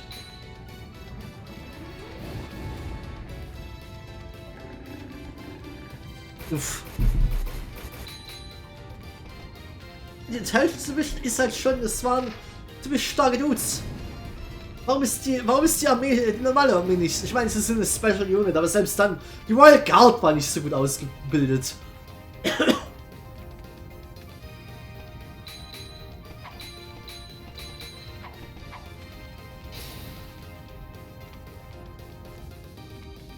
Uff. Ah, die Typen mit den Krallen, das sind die schlimmsten von allen.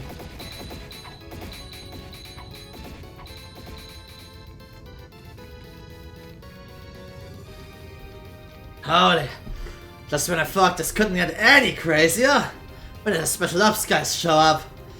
And they're going after the society's goons too. Maybe this is, you know, having penance for awful deeds and stuff. Or maybe they're trying to remind everyone how awesome they are. What the hell would... They're trying to clear the name, Dorothy. How the hell with it? Dorothy, make with the camera.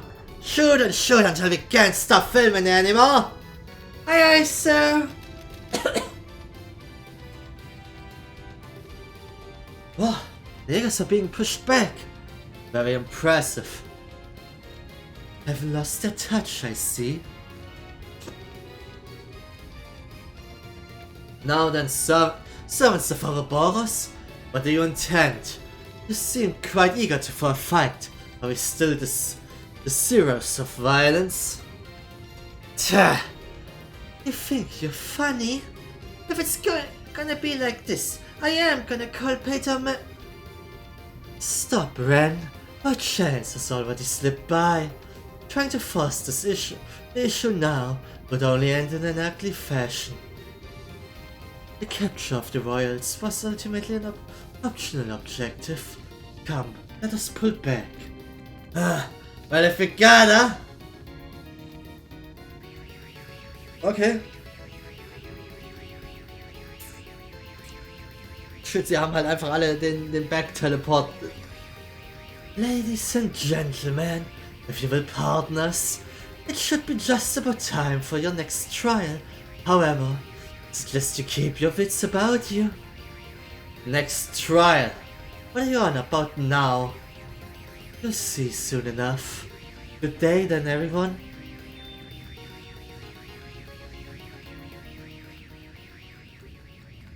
Ah, they've retreated. Es ist eine Menge passiert. The Jägers should pull out of the city as well. A shame we cannot pursue them. I suppose we can't be selfish. Yeah. Ah, wait. And more importantly, it's just what in the heck is Colonel Richard doing here? Fucked around prison for the seriously grievous crime of being a huge jerk.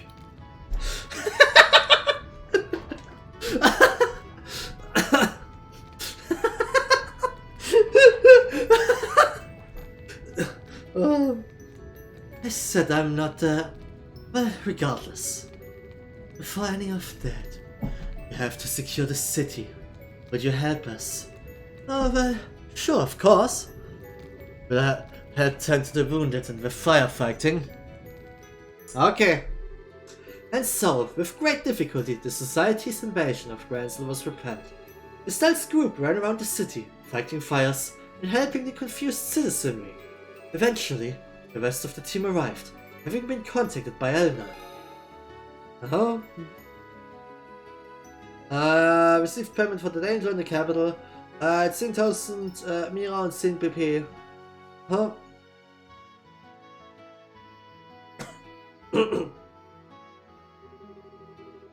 As I mentioned previously, I'm here on General Bright's orders.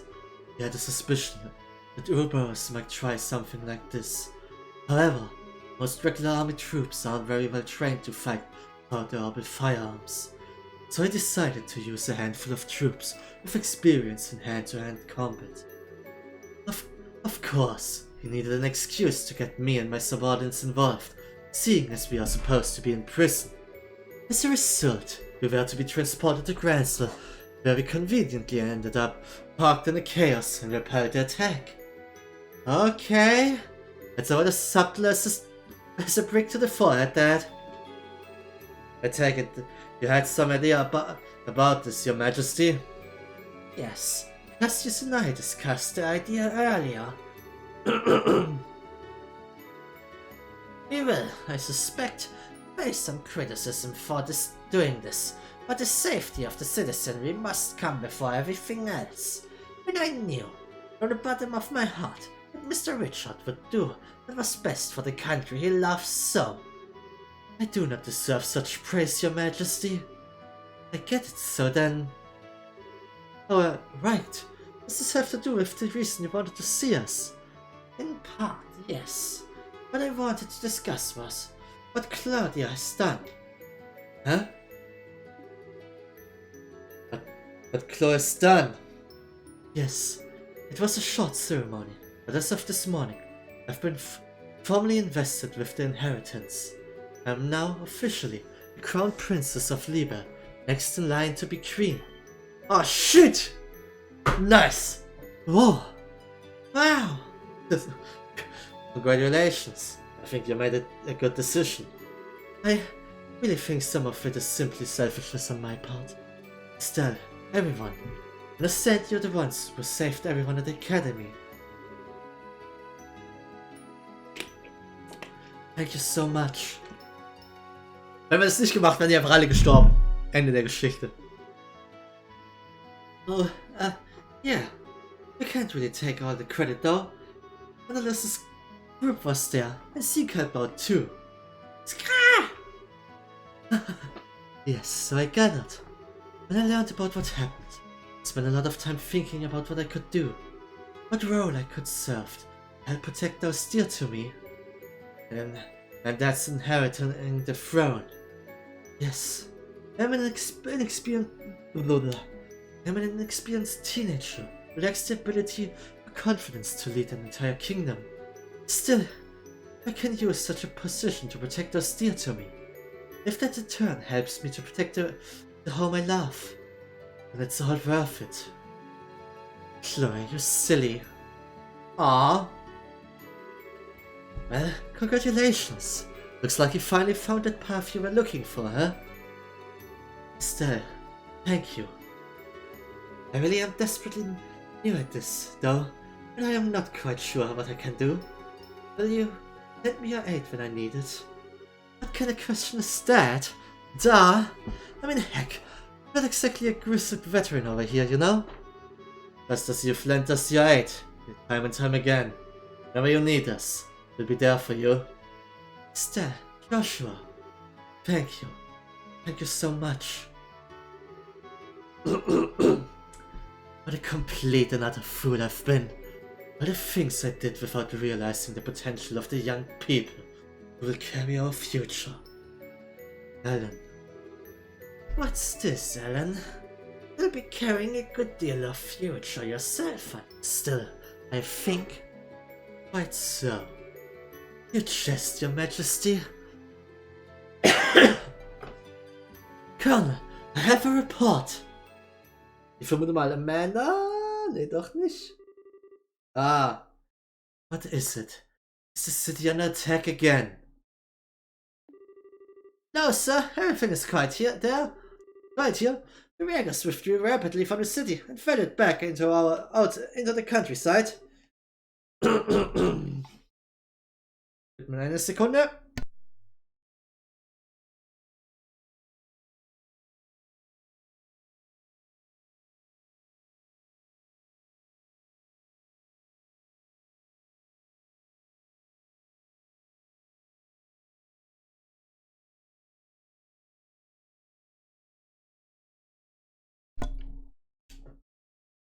Ah, sorry. Hals ist heute leider, wie gesagt, ein bisschen angeschlagen und ich spüre es mittlerweile schon. Wird wahrscheinlich also nicht mehr so lange gehen. And what is it, man? Speak up. We've received a report from Hagen Gate. The Rebonian army is gathering at the border. What the fuck? A Rebonian... What? So they've come at last. Oh, large an army are they fielding? So far, it appears to only be a single standard division, but they have tanks with them. What? Now just a damn second? How the hell are they running tanks in the middle of all this? Okay, die Musik rastet aus, die Story rastet aus. Are they using the same technology as the society? What they might? No, it's strange. They don't appear to be using weapons at all. The scout reports say they run out using steam engines. Steam what now? It's an engine that uses steam to move the pistons. It's even more primitive than a gasoline engine. No one stopped using them as soon as organs were invented. No sane army would bother keeping such museum pieces maintained. They're a joke compared to even the most basic orbital tank. Which can only mean one thing. They prepared this in secret. Hang on, you mean? It means the Rebonian leadership knew this was going to happen. So, the next trial the Rebora spoke of. Yes, it must be this. And now, they're effectively holding Gransel hostage. They can storm in and take the capital again whenever they please. It's one way of sending a message, I suppose. There's another problem. I suspect Dad was keeping you as an ace in the hole. A special joker card he could play. Someone he could dispatch anywhere an emergency occurred where he couldn't be. But now he's played that card. You'll have to remain here. Blast it. Robo certainly plays a hard game. Fucking hell! This... Grandmother, allow me to go to Hagen Gate. Say what? Lol. I couldn't be a sinning uncle. He risked his life once already for our sakes. Let me go. We'll negotiate with the Bones as your agent. Very well. But we may have signed a non-aggression pact with them. Remember that the scales on which a Rebonian and Libel balance are still unstable. These events could spiral into chaos with the good of the continent. I'm counting on you to balance those scales. I will. The Stealth Group briefly shared a look. So, in that case, mind if we go with you? I'm sorry? We shall see the heirs to Hagen Gate safely. And if things get really crazy and turn into a shooting war, we'll do what we can to help. No, mind, I can't actually help. with a shooting war as per guild protocol. But there's a few things we could do from a neutral position, I think. Everyone. I couldn't ask for more. Thank you. Ace, keep us safe. Yes, Your Majesty. Das ist ein bisschen all over the place, mein Voice Acting heute, es tut mir leid. Leave everything to us.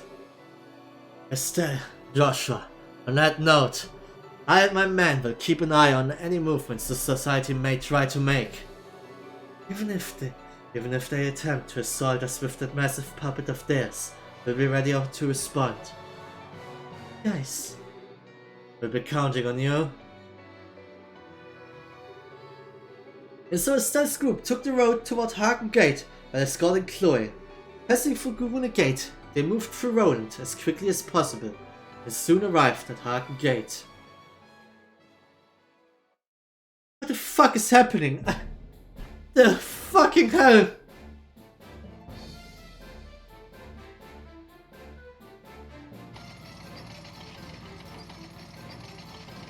Drauf auf Haken Gate. Wir sind eigentlich mal ein bisschen Erebonia Party. Oh, haben wir den schon mal gesehen? Der mit der Augenklappe, der kommt mir fast bekannt vor. Oh nein, General Morgan! Die wollen wirklich meine Stimme vernichten. Vander, warte mal, Vander hieß nicht so... Der Dude, Der Dude mit Olivier unterwegs? What the fuck? Bevor wir weitermachen, gehe ich nochmal aufs Klo. Mach kurze Pause, um meine Stimme ein bisschen zu resten. Aber dann machen wir weiter. Also ich muss sagen, es ist crazy. Wir hatten jetzt erstmal, wir hatten einen Sturm auf die Capital. Die wollten die verdammte, die Königin und Chloe hier entführen. Die ganze Gransel ist angezündet worden. Wir kämpfen uns da durch. Die fucking Sid taucht auf. Colonel Richard, es ist nur noch Richard, taucht auf. Die alte Intelligence Division kommt. Und jetzt einfach so, okay, wir haben das geklärt. Alles klar, Leute. Erebonia greift an. Bam! Nice! What the fuck kommt als nächstes? Okay. Bevor ich meine Stimme den Rest gebe, kurze Pause. So, sagen wir mal 10 Minuten vielleicht. Das ist richtig scheiße. Das ist richtig scheiße, Leute. Wie gesagt, wird wahrscheinlich kein so langer Stream wegen meiner Stimme, aber ich will weiterspielen. What the fuck? Ich will wissen, was weitergeht. Das ist so hype gerade. Fuck. Fuck, man. Vielleicht mache ich mach mir einen neuen Tee. Das mache ich. Das wird mir vielleicht, meine Stimme vielleicht ein bisschen helfen. Das ist vielleicht keine schlechte Idee. Gute Idee, Chat. Bis gleich.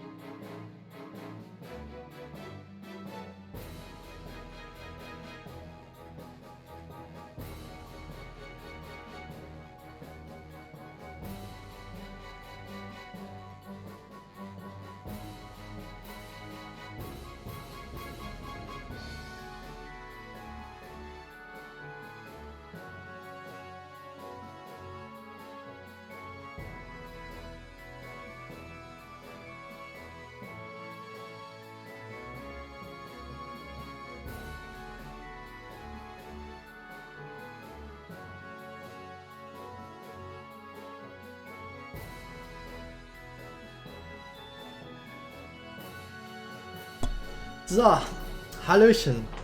Da bin ich wieder. Habe jetzt meinen Tee. Musste ja ziehen lassen, alles. Ich hätte theoretisch zwischendurch wieder herkommen können, aber hey. Haben wir jetzt gemacht. So. Locher, ich bin mir nicht sicher, ob du gerade da bist oder ob du theoretisch, ob du dir die Zeiten von Nachrichten im Chat angezeigt werden, weil mir wird es in Twitch wird es mir normalerweise angezeigt, hier wird es mir aber leider nicht angezeigt. Deswegen weiß ich nicht, wie lange es her ist, dass Power Freak diese Nachricht geschrieben hat. Würdest du mir sagen, ob du weißt, wann die geschrieben wurde? Damit ich ungefähr einschätzen kann, ob er jetzt gerade erst gegangen ist oder ob er schon eine kleinere Weile weg ist.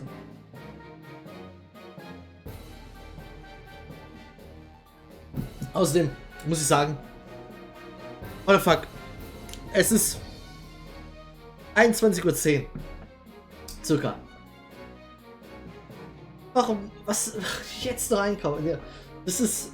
Ich muss ja immer noch sagen, also ich persönlich muss sagen, der Netto bei uns im Ort, der hat bis 22 Uhr offen. Ich weiß nicht, wie es mit dem anderen Laden in der Nähe hier ist, aber der Netto, der hat bis 22 Uhr offen. Mir tut es so leid.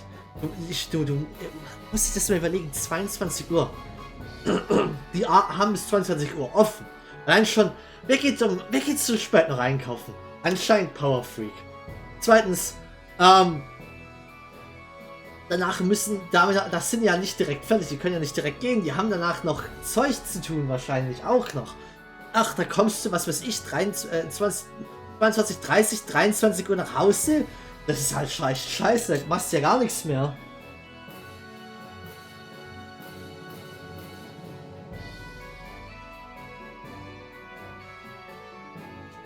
Ich finde persönlich generell, dass so Läden wirklich nicht später als 21 Uhr eigentlich offen haben. 21 Uhr ist eigentlich schon spät, aber okay, ich kann es verstehen. Aber 22 Uhr ist halt echt böse.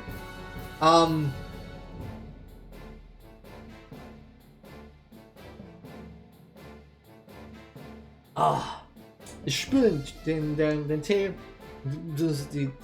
Jetzt erstmal die Redepause und der Tee helfen meinem Hals schon ein bisschen. Ich hoffe, dass ich jetzt noch eine Weile durchhalte, weil ich möchte schon ein bisschen weiterspielen.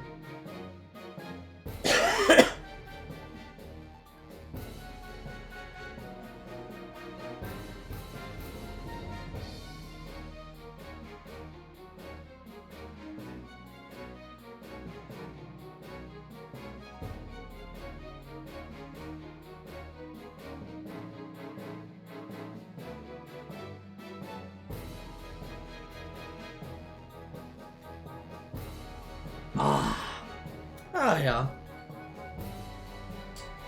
Das war doch schon mal ein schöner Abend. Sehr, sehr spannend alles, was hier abgeht. Ich bin gespannt. Bin sehr hyped. Ich habe schon ein paar Vermutungen. Ich werde aber darauf warten, bis der Power Freak wieder da ist. Goddammit, warum muss er jetzt einkaufen gehen? Ach, nee. Oh Gott.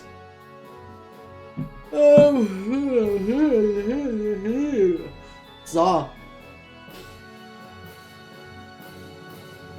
Worüber reden wir? Anime. Komm. Aus der aktuellen Season. Es läuft derzeit immer noch theoretisch. Hat letzte Season angefangen. Ranking of Kings. Das ist ein wirklich, wirklich guter Anime ist. Kann ich nur empfehlen.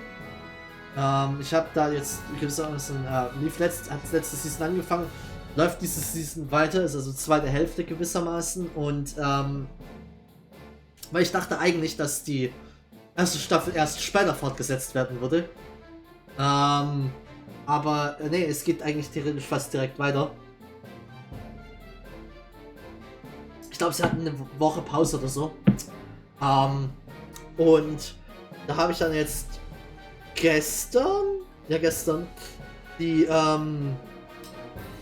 neueste Folge angeschaut, die erste Folge der zweiten Hälfte. Und erstmal Story und so, alles sehr, sehr cool. Was mich an dieser zweiten Hälfte wirklich beeindruckt hat, das Opening. Das Opening ist so gut. Also der Song ist schon mal nicht schlecht, aber die Visuals sind echt stark für das Opening. Das Studio Wit, das das macht. Beziehungsweise Wit Studio. Ich glaube, man sagt es so rum, aber Wit Studio. Studio. Und das Opening hat einfach so, keine Ahnung, eine sehr starke Cinematography, sagt man, glaube ich. Es ist sehr, sehr cool in Szene gesetzt, vieles. Und lässt mich nur sehr vermuten, was die Story schlussendlich sein wird.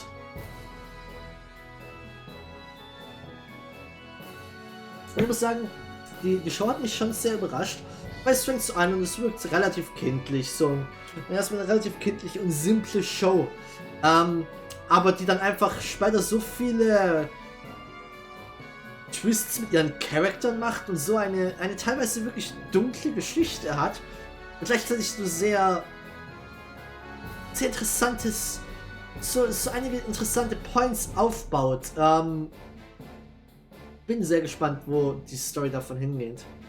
Und ich freue mich, dass wir jetzt eigentlich noch die zweite Hälfte direkt haben. Das ist einer der Anime, wo ich derzeit eigentlich am meisten Hype drauf habe. Ich muss noch ein paar alte aus der letzten Season beenden, Sakugan und Komi Can't Communicate. Und theoretisch, ich wollte eigentlich 86 anschauen. Auch wenn die erste Hälfte von 86 mich nicht so überzeugt hat. Aber mal schauen, irgendwann muss ich mich daran setzen. Auch wenn ich halb schon nicht mehr weiß, was genau in der ersten Staffel so passiert ist. Was vielsagend ist für mein Enjoyment von der Staffel.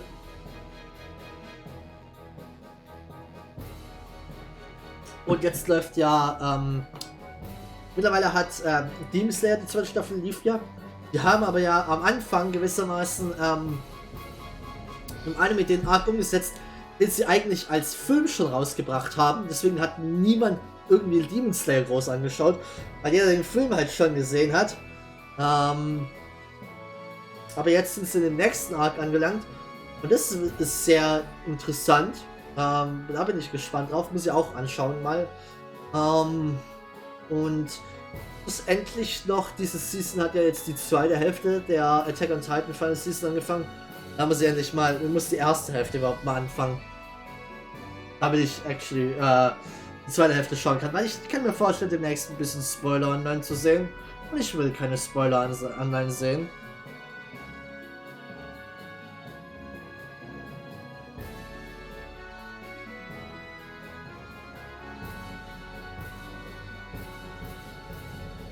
Mein Tee ist schon fast halb leer.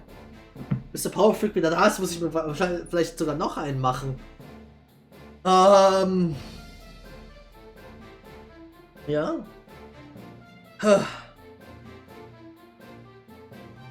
Sonst, Games and Quick schaue ich an. Relativ aktiv derzeit. Ja, also jetzt derzeit im Moment nicht, aber ich habe ein paar Runs fuck, da irgendwann kommt noch der Kingdom Hearts Final Mix ran. Das könnte heute Abend sein. Den will ich auf jeden Fall, den möchte ich eigentlich sehen. Ich wollte den Pokémon Run sehen, habe ich aber dann nicht mitbekommen. Da hat Power Freak zwischendurch gestreamt. Aber ich habe danach gesehen. Ich erinnere mich nicht mehr, was es war. Ich habe den Villa of Katamari Run gesehen. Der war wirklich cool.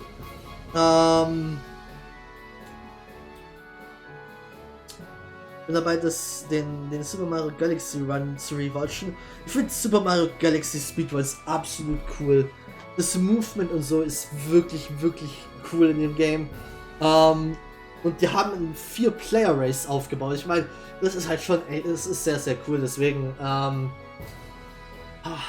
und weil, also, Mario Galaxy hat halt so viel Movement, aber auch so viel Gravity und aller möglichen weiteren Feinheiten, mit der man die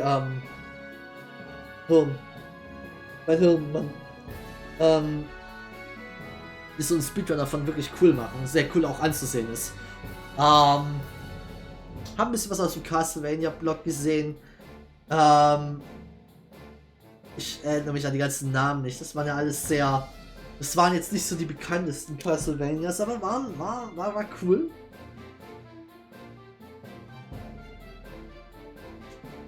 Ich habe sogar ein bisschen was aus dem Sonic-Blog gesehen und ich bin eigentlich kein großer Sonic-Fan.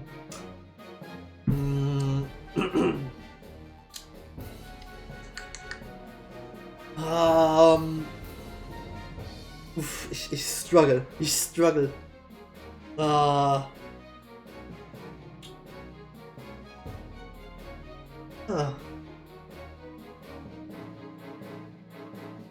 Bin fleißig. Derzeit Fallout New Vegas durch. Das ist das erste wirklich so richtig westliche RPG, das ich spiele. Ich bin so, JRPGs habe ich schon einige gespielt. Aber so westliche RPGs, nicht so wirklich. Deswegen das macht schon sehr Spaß mit Character Building und was weiß ich was. Ich hab Speech gemaxt. Und schauen wir mal, was ich damit alles machen kann. Aber ich finde dieses ganze System sehr cool mit den vielen Fraktionen, mit denen du dich anfreunden oder verfeinden kannst und sehr oft, wie du Quests hast, die sich zwischen denen entscheiden lassen, so ein bisschen. Und an sich die ganze Story, die aufgebaut wird, alles sehr, sehr interessant. Ich habe am Anfang absolut keine Ahnung von allem gehabt, was ich da gemacht habe. Mittlerweile ist es definitiv besser geworden. Und ich weiß nicht, wie lange das Spiel normalerweise braucht zum Durchspielen. Aber ich mache einfach mal. Ich versuche so viele Sidequests so möglich mitzunehmen. Ist echt gut. Und ja, es ist sehr abenteuerlich, kann ich sagen. Danach werde ich wahrscheinlich mich an irgendwelches ich werde wahrscheinlich mich mal wieder an Neo Replicant setzen. Ich habe das seit einer Weile nicht mehr angefasst, weil ich im dritten Spieldurchlauf bin und langsam so fuck, aber ich muss es noch einmal bis zum Ende spielen und dann kann ich die letzten paar Endings bekommen. Und dann habe ich das endlich fertig und dann schauen wir mal. Ich habe der PlayStation immer noch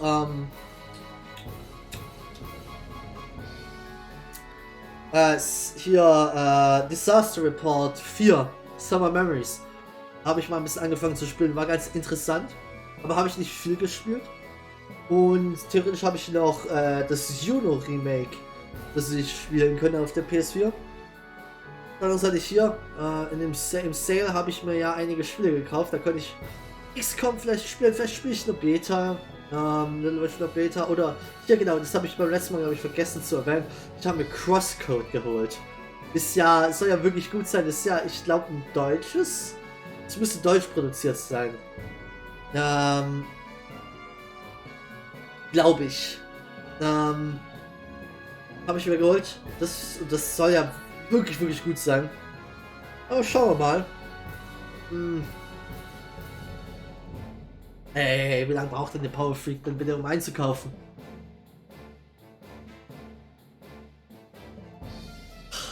Wenn wir auf den Power Freak warten, gehe ich nochmal schnell aufs Klo. Bis gleich.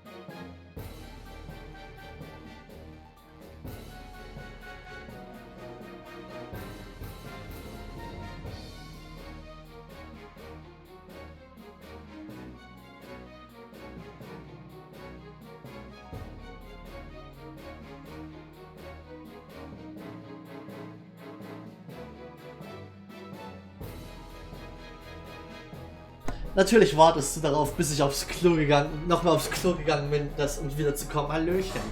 Da kam ich war kurz. Ich kam wieder, hab ein bisschen gelabert, Leute, um den Chat zu unterhalten. Und dann geht man nicht so, ich gehe nochmal kurz aufs Klo. Und natürlich kommst du dann wieder. Willkommen zurück, Power Freak. So, ich bin ein bisschen verwirrt, muss ich zugeben. Ich dachte ursprünglich, Vander wäre der Kumpane von Olivier gewesen. Er hieß aber Müller. Ich weiß nicht mehr, wer Vander war. Aber ich glaube, wir haben den Namen schon mal gehört, auf jeden Fall. Ja, also wir haben jetzt hier die Rebonische Armee.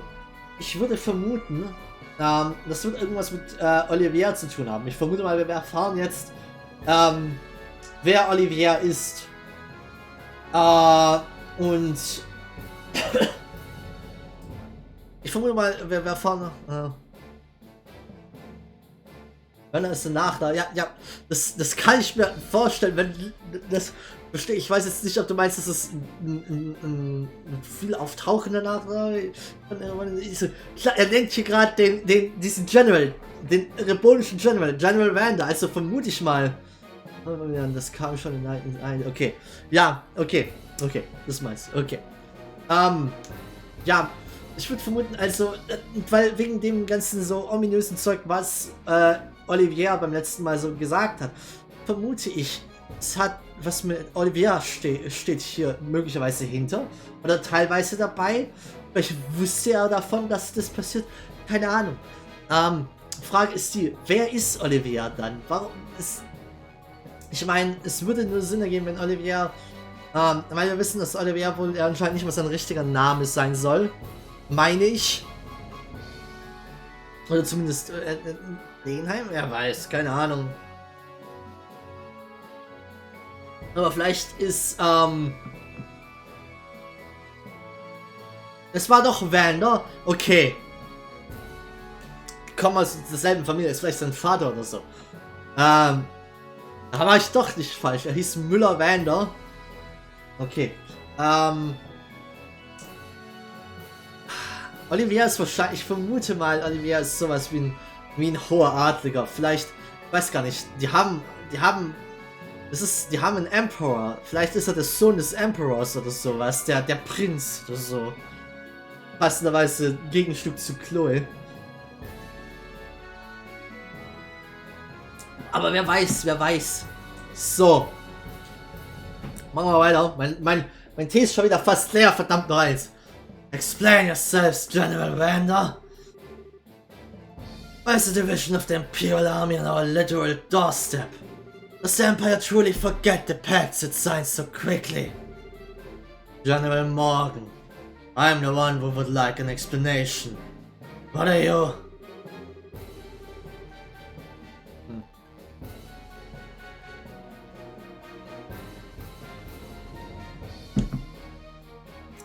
For the past 24 hours or more, Ordnance all across the southern marches of His Majesty's domain have ceased function. And at the exact same time, it seems a massive, heretofore unknown structure appeared above your Valeria Lake. Now I ask you, Morgan, what is going on? It is, just as you say, we are as confused as anyone else about the situation. So it would seem. The situation is, as I said, affecting a large swathe of Imperial territory. Given that, know full well why I'm here, General. You're to try and raise the stallion above us while we are weak, then? We intend nothing of the sort.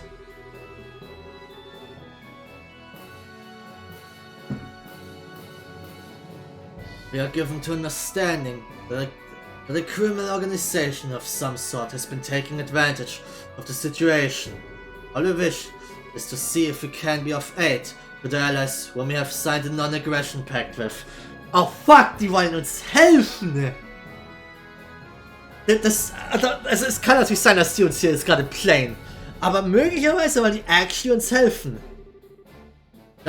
Those are the orders I received from the Imperial government. Nonsense. What are those tanks doing here then? I've never heard of a tank that runs on steam and combustion until now. How is it that you suddenly have these tanks which conveniently require no orbit power?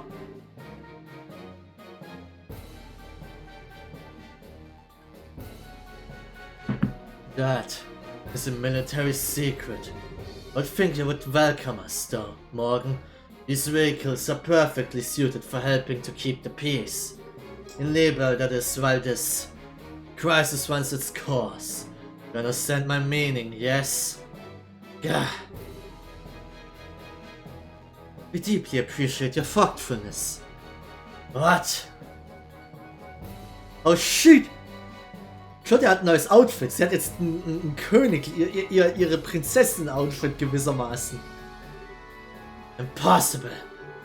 Your Highness, what are you? Sehr schick. Sie hat sogar so eine, ich weiß nicht, wie man das genau nennt, dieses, das sieht aus wie aus Phoenix Strike, Miles Edgeworth. Sie hat auch so eine, im Englischen nennt sich das Cravat, wie Krawatte, aber ich glaube, es nennt sich im Deutschen nicht Krawatte.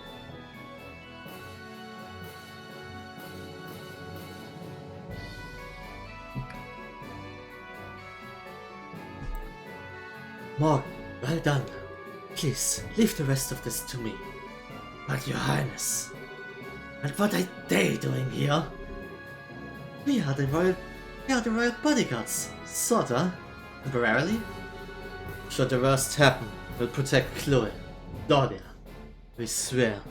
I may be inexperienced as a negotiator. Ah, the negotiator, um das Meme zu zitieren. This is, however, the proper time for me to step forward and assume my duties as heir. Morgan, please, as you wish, Your Highness. Just keep in mind who you are going out there to parley with, my princess. Anything happens, be ready to run for the gate. I understand.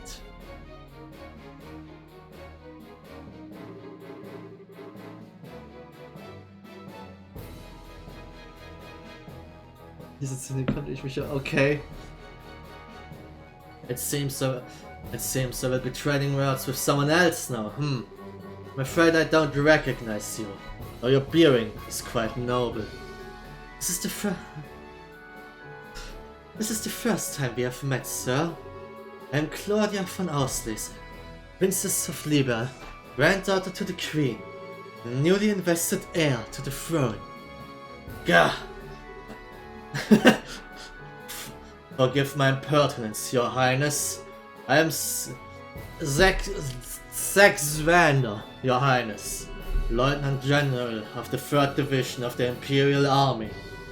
Yes, word of your accomplishments in battle has reached even us, General Vander. Hey, is that guy famous? Yes, that's One-Eyed Zax. He's one of the best field commanders the Rebonia has. Sexuander. Ich hab's genau. Als ich versucht habe, diesen Namen geistig auszusprechen, habe ich genau das gehört. Weißt du, oh fuck, und deswegen habe ich versucht, nicht ganz so auszusprechen. Goddammit, Locher.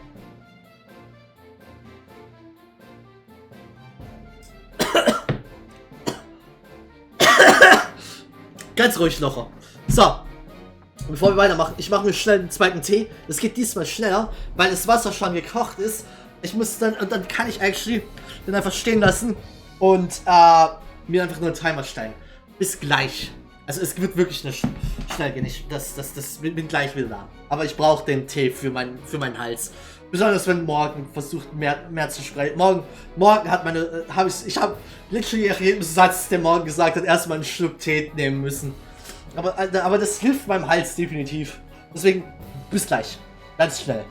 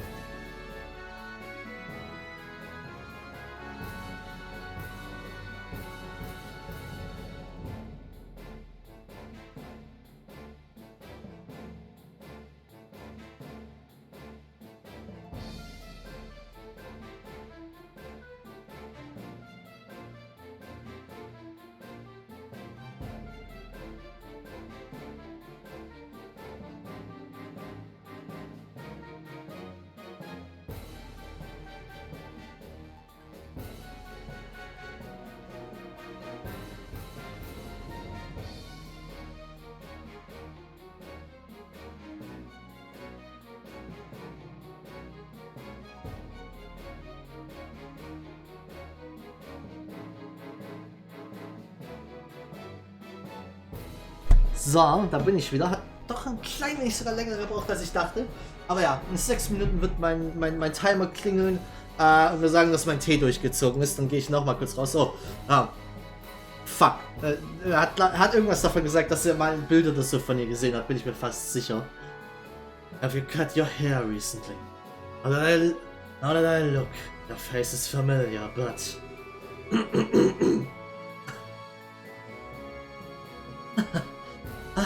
This is a bit embarrassing.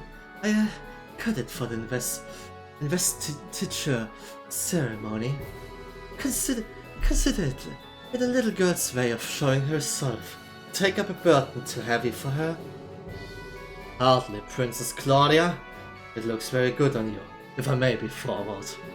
Allow the servant of the Empire to congratulate you on becoming the heir to the throne.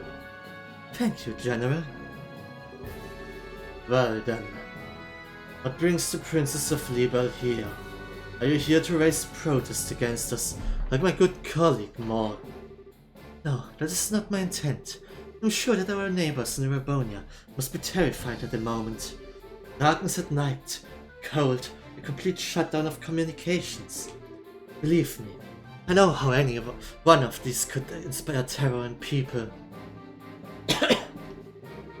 What I ask is for you to consider your actions. Consider what would happen if the forces were to enter our country. You say that large portions of the Empire are disordered at the moment. I assure you, in every part of Libel, it is worse. And while we no longer bear Rabonia ill will, many of our citizens are agitated and afraid. I could not bear it if the good intentions of our allies were misunderstood. But as you can see, we're investigating these strange events as quickly as we are able. Furthermore, we have managed to suppress most of the activities of the aforementioned criminal group on our own. And so I ask, for the sake of continued friendship between Erebonia and Libel, a relationship we value highly, give us a little more time, General. We'll make this right.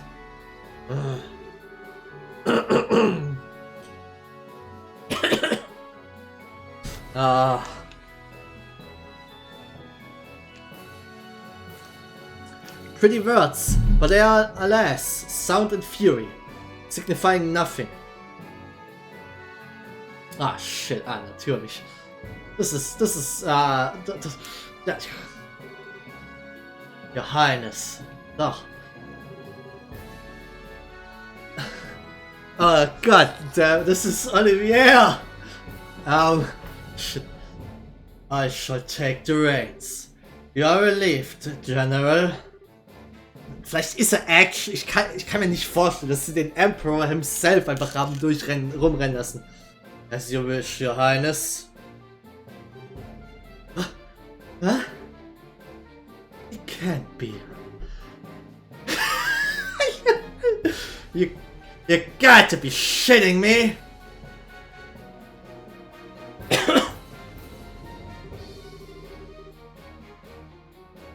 I believe this is our first formal acquaintance, Princess Claudia.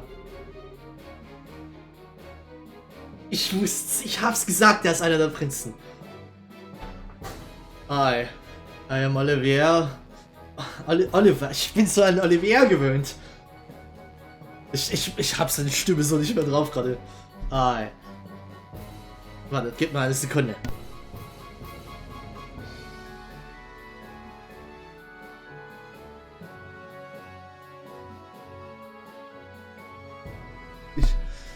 Ich gebe mein Bestes einfach.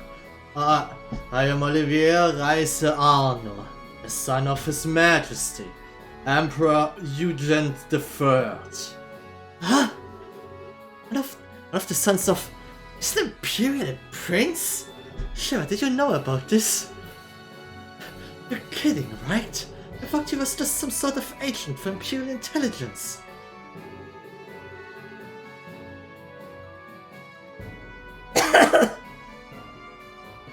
Oliver Reise Arno. I recognize the name, but I don't know the man. Even though I am a prince, I am little more than a royal bastard. I rarely attend to public matters of state, so I am unsurprised you do not know my face. It does still sting a little though, I fear. For the lovely girl who was once to be my bride, do not even know my face. An arrow, my heart. Huh? There are no other words. I see.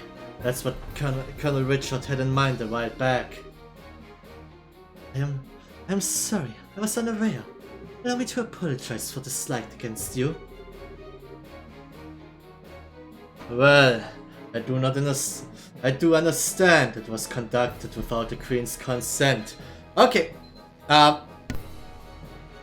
Ich sollte mich nicht erst muten und dann anfangen weiterzureden. Mein Tee ist fertig. Ich bin gleich wieder da.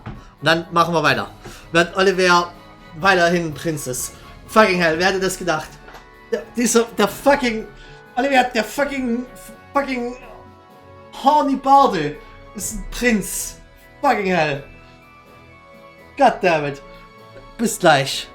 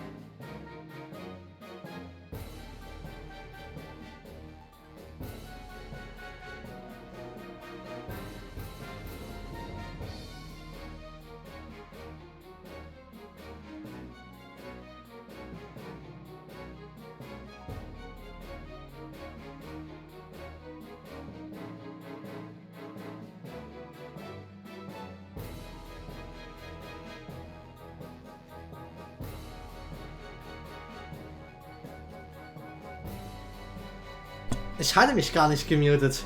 Und dann setze ich mich hier hin und mute mich erstmal. Goddammit, okay.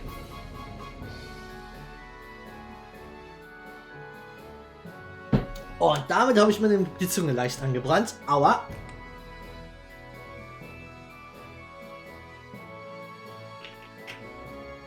Autsch. Das war ein bisschen heiß zum Trinken. So, lasst mich kurz mein Handy. Ja, doch mein Handy nochmal kurz anschließen. Weil es geht. Aber es fällt sehr schnell. Das habe ich vorgelesen, glaube ich schon. Aber zur Sicherheit. Well, I do understand it was conducted without the Queen's consent. That sort of slight we can overlook. But this, no. Erebonia cannot overlook this. Oh, my enchanting princess. Are you aware, I wonder, of a little rumor making its rounds across our great empire? I don't believe I am. Allow me to tell you then. Rumor has it that the immense structure in the distance is Libel's new weapon. What? Libel has developed a groundbreaking new weapon that allows them to stop orbital energy. They intend to use it to make us pay for the war 10 years ago. It is a rumor which finds fertile ground in the ears of our citizens and leadership. It can't be. It's absolutely untrue. You would never. Then you can prove it, yes? Prove that it is a misunderstanding. God damn it.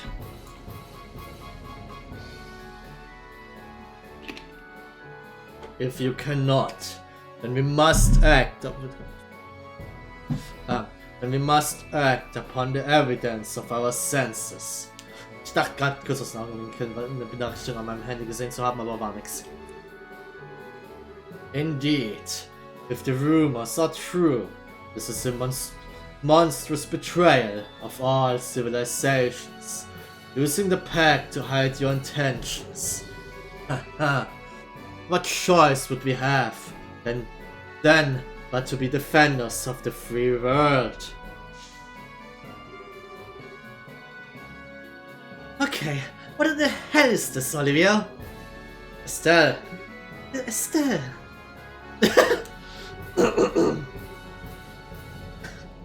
Goddammit! Estelle, wir haben hier gerade eine sehr delikate Situation. Das ist nicht der Moment. I can't just stand here listening to you play on as you please. Naja, you know damn well just what's going on here. Why are you being such a jerk? Estelle, wait. What?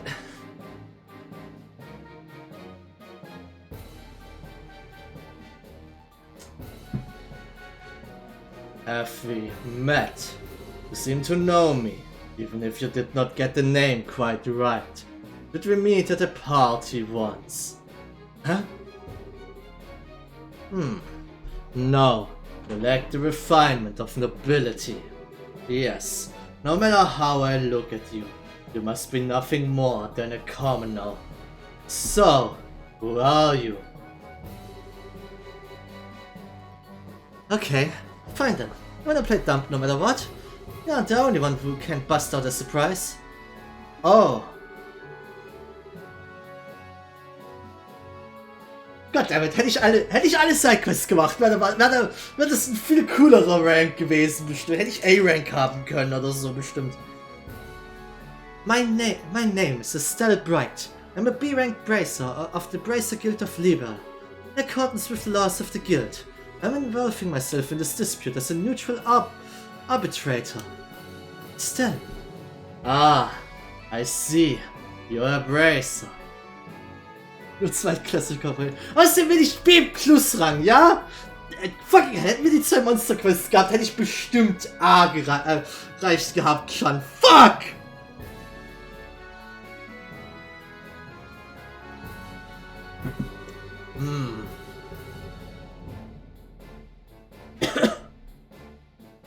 Wenn ich keine Nebenquests mache, wenn ich einfach richtiger Null-Bracer, der einfach nichts zu tun hat. Ich habe gerade einfach die Seite meines Headsets rausgerissen, okay. Das ist die Abdeckung. B-Rank. That would make you a veteran bracer who could be trusted with an arbitration of the scope, but...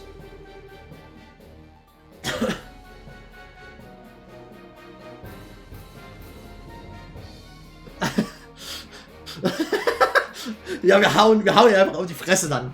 Wir haben nicht den Rank irgendwas zu machen, also gibt's einfach einen Fight.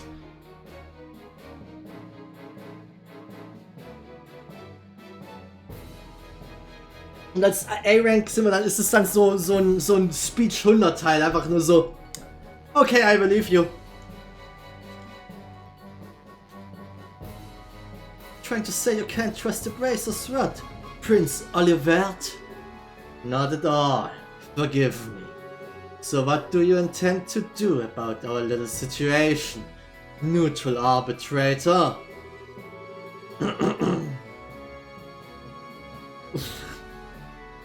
From the evidence, I judge that Erebonia's claims false. Floating City is not a Liberian weapon. I swear on the honor of the Bracer Guild's supporting gauntlet. Oh, on the honor of the guild's emblem itself. A bold statement. Certainly, a statement from the Bracer Guild holds enough weight that it cannot be ignored outright. However, Gib mir eine Sekunde.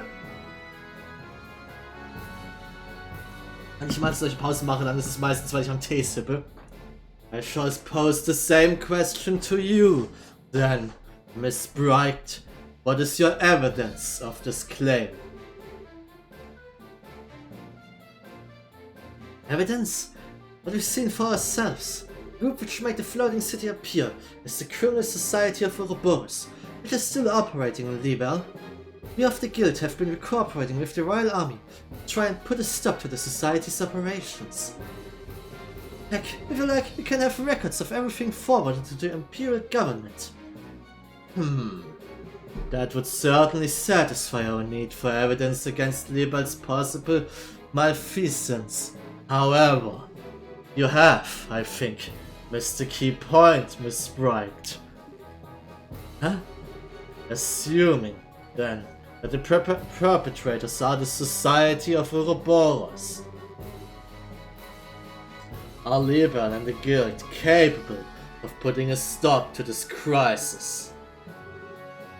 Well, if you do not, then the Empire will not sit here wringing its hands. The weaponry we have brought, including the cannons of our tanks, all use gunpowder. Would it not be perfect for laying siege to and destroying this little rogue city of yours? You've got to be joking. What can you do against something that big? You never know until you try, Miss Bright. Regardless, I can say one thing for sure. We do not have the ability to put a stop to our goodwill, or need to defend ourselves.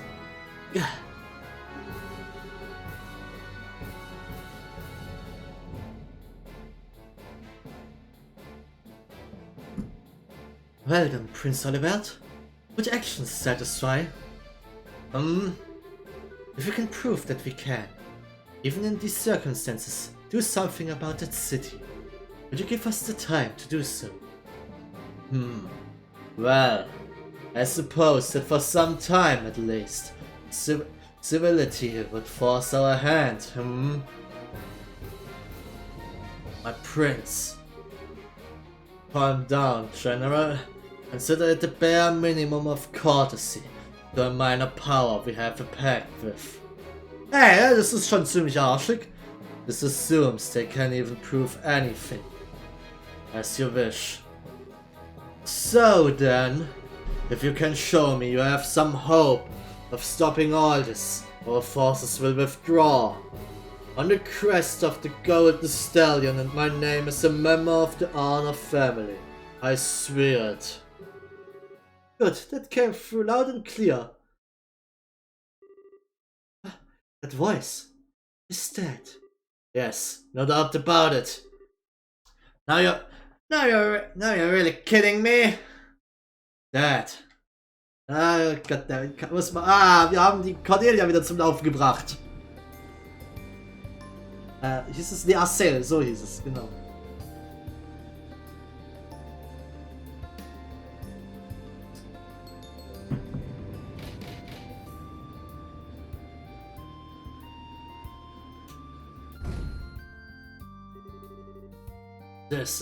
This is our proof, man. This is our proof, man of Erebonia. Feel free to feast your eyes upon it. That Cassius Bright.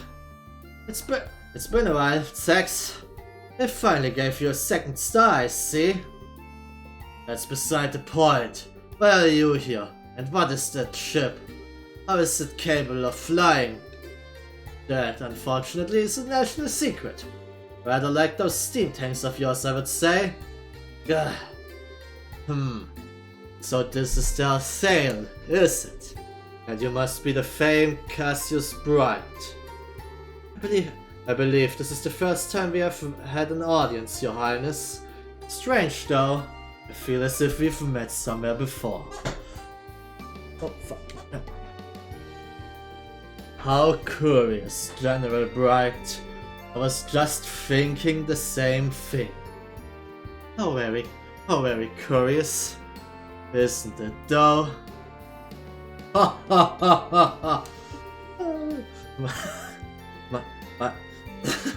My prince. It's been a while since Cassius Bright was acquainted with. Laura, calm down.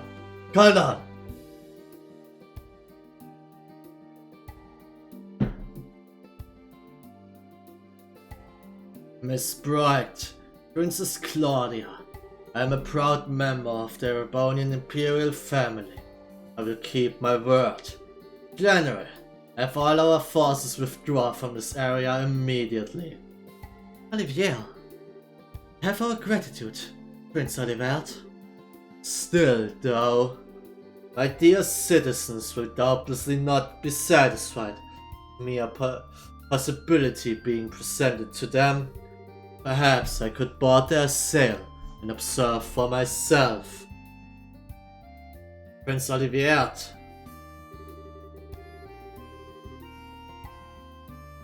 Okay. A good idea. I'm sure everyone in the Imperial government would be satisfied with the prince as a witness. Prince Claudia shall be. Of course, I see no reason to object. I'm sure this will only further strengthen the bond of friendship between Erebonia and Libel. Welcome aboard, Prince Olivert.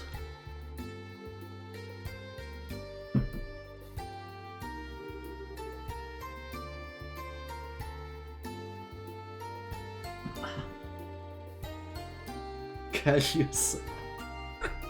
Gott, Locher, du bist aber gerade auch richtig am Abgehen. Okay. Prince Olivert, what have you done? You finally stride onto the public stage for the first time in ages, and you engage in this charade. Ah, I suppose we were too transparent at the end, Transparent like air. I think that the Prince of the Empire would plan something like this in Libel. Möller, how would you let this happen? How could you let this happen? Forgive me, uncle, but I really think the city would listen even if I asked him to stop. Well, besides, there are elements of this which do not sit easily on my conscience. I learned all about the truth behind Hamel during this mess. Yeah, so you didn't know.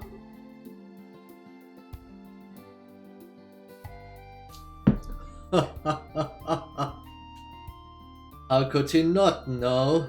Even back then, it was a critical part of the military chain of command. My shame is... No, Tex, I do not blame you.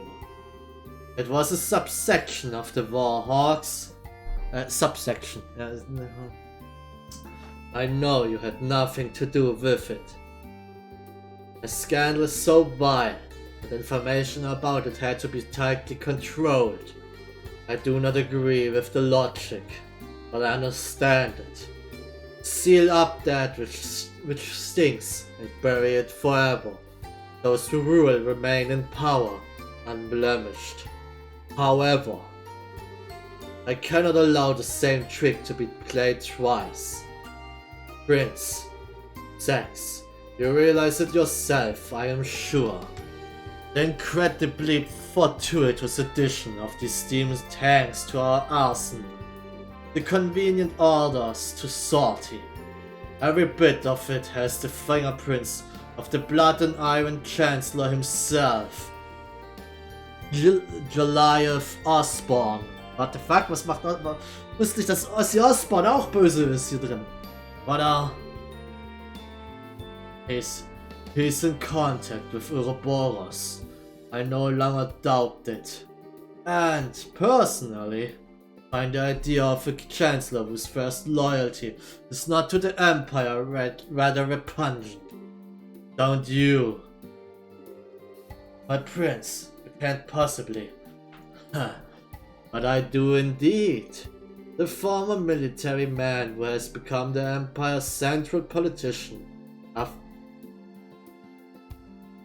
after rising to prominence 10 years ago. The cold-blooded yet bold reformer laid rails throughout the Empire and has annexed many of our neighbors through force of arms. I have decided to slay the beloved monster which has made its nest in our Empire. You may call all of this my declaration of war. Unbelievable. My prince, do you even realize what you are attempting to accomplish? I like to tell myself I do, at least. He is not only politically strong, but he has de facto control of easily 7/10 of the military. Putting aside neutral people like yourself, always stand against him are the nation's feudal lords. The influence weakens by the day. Whereas still, my father's trust in him is nearly absolute. The very picture of a monster, I would say. Vielleicht geht es ja den in Cold Steel. Wer weiß. Then why even? Isn't it obvious? Because the way he acts is not beautiful. But my eyes were opened as I traveled Libel. People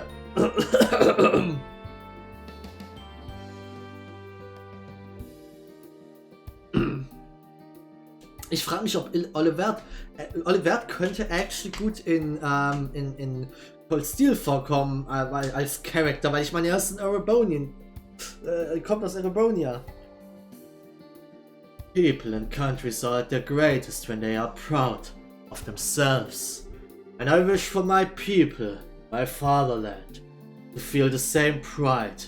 Be proud of accomplishments, not conquest. Hope you can understand, Sex. My prince, you've become quite a man. As they say, only an unwatched pot will boil. It's been 7 years since you took me under your wing to teach me what you knew, Sex. I simply learned to apply what you taught when you weren't looking. Indeed. Very well. I will pull my forces back. I must remind you, however, the 3rd Division was merely the vanguard. Osborn is mustering another 10 divisions in the capital. 3 days, and then they march. That's your deadline. Yes, we'll act with all haste, Sex.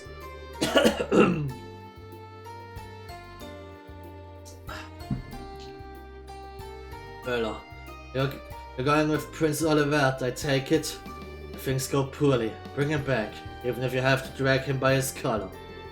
I imagine I'll have to do so either way. Man, fall out. We are withdrawing our palm. There, to Palm. There, we will await new orders. Yes, sir!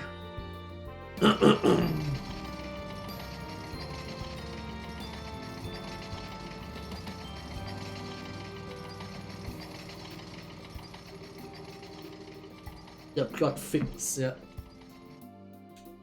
And so, we managed to buy ourselves a little bit of time at least.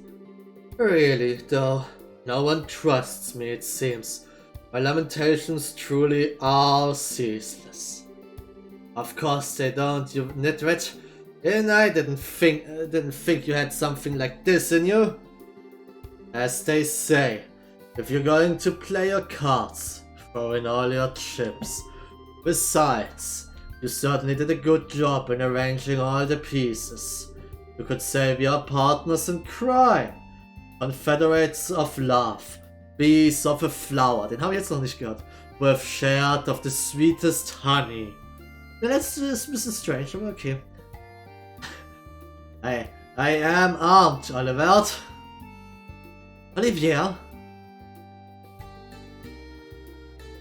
Ich wünschte mir, dass das allererste, was wir tun, einfach das allererste, was Estelle ist, sie rennt einfach dahin und haut die Beine mit ihrem Stecken. Estelle, brilliantly done. Brilliantly done my entire butt. Would you please explain what in the hell is going on? Why, it's exactly as it looks. There was something rotten in the state of Erebonia. I simply dragged it up onto the stage. Stage. The rest of us couldn't get a peek at the script. As they truly say, if you wish to deceive your foes, deceive your friends. Having their sales show up after you negotiate us into a corner. That was the plan Cassius Bright and I came up with. Goddammit, Cassius, könntest du aufhören, hin und zurück die ganze Zeit Pläne zu machen, Mann? Können wir nicht mal irgendwas selbst lösen? Fucking hell.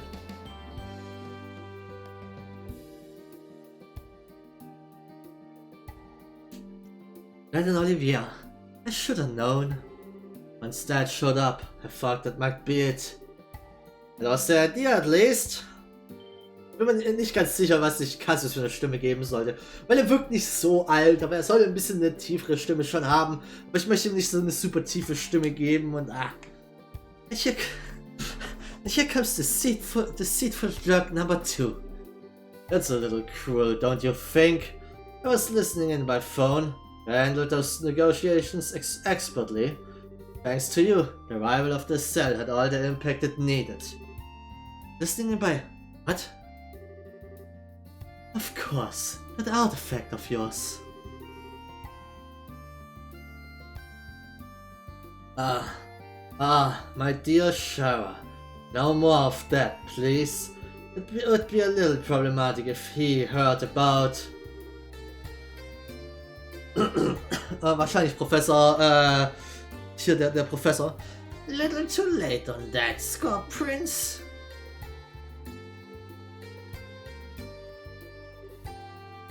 Nee, es war was, Kevin, okay.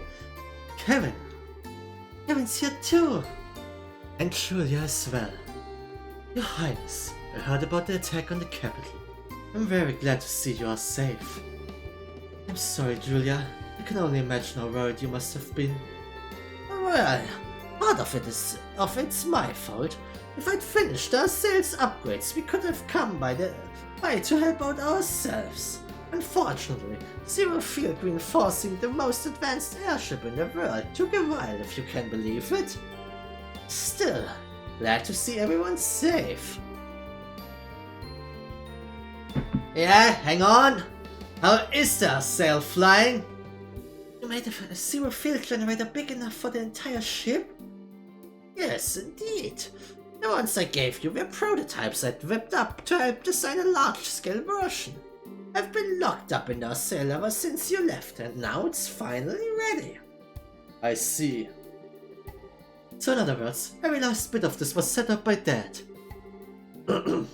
Come now, don't say it like I'm a criminal. I simply did what I could to make it easy for you to act. You did this because you wanted to, yes? Well, technically I guess, but I don't quite get why you're here though, Kevin. Ah, right!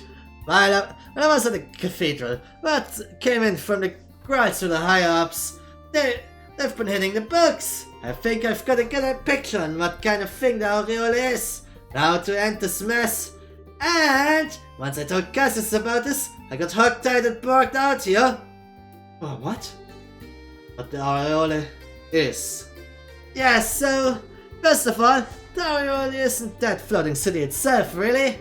I think it's an artifact within the city that provides the whole thing with orbit power and helps control the flow of it. The Gospels are basically like distribution thingies for it. Ancient power source for a city. But then, why is it causing all our orbits to shut down? Now we're getting into guesswork, but a couple of really old legends talk about the aureole striking down threats to be chosen. Meaning, all our modern orbits are being seen by it as threats to the chosen. Disabling any possible threat in its area of influence is a defense mechanism essentially. It seems extremely likely. And really, this gives us a ray of hope. Doing something about the entire city would be difficult at best due to its sheer size. But if we can find the actual aureole somewhere within the city, we may be able to find a way to deal with it. I see. That is an idea. That sounds like a plan at least. Yes. It seems as though our final goal is well set for us. We should board our sail and make our way to the flying city with all haste. The decision to use the sail must come from the royal family. Princess, Colby. We don't need to ask. Captain Schwartz, prepare their sail for launch. We're heading for the flying city of Valeria Lake. At once, Your Highness. And my brace of friends. Please, everyone, lend your aid to Liber in our hour of need. This mission will likely be the last one of this crisis. Well, saying that like it's even a question if we'll go. This is something we should leave up to our leader. Leader? Estelle? I mean you, of course. What? I'm so shocked, Estelle. We all do have our own stake in this, yes?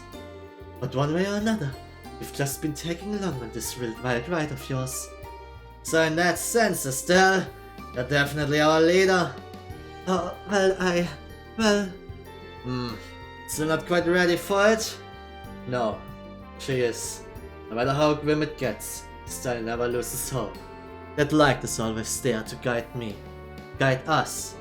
That's why only Estelle could ever be our leader. Das ist so cool.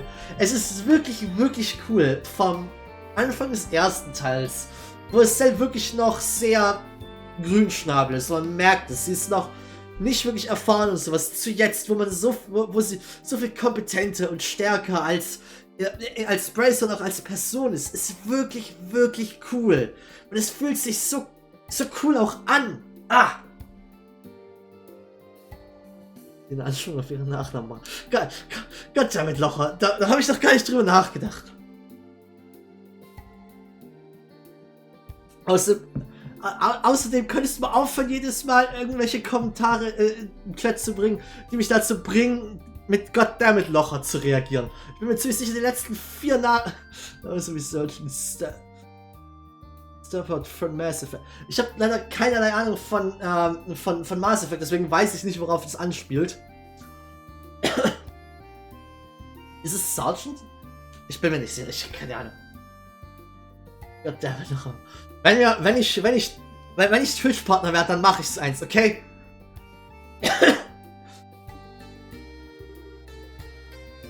Joshua, not helping. Estelle, your face is red as a beet. Cute. Okay, I get it. Chloe, the guild accepts your mission. We'll find the Aureole on the Flying City and save Liber. Thank you. Good. That's finally settled. Now I can get back to headquarters. Dad, you're not coming with us? I'm afraid I can't.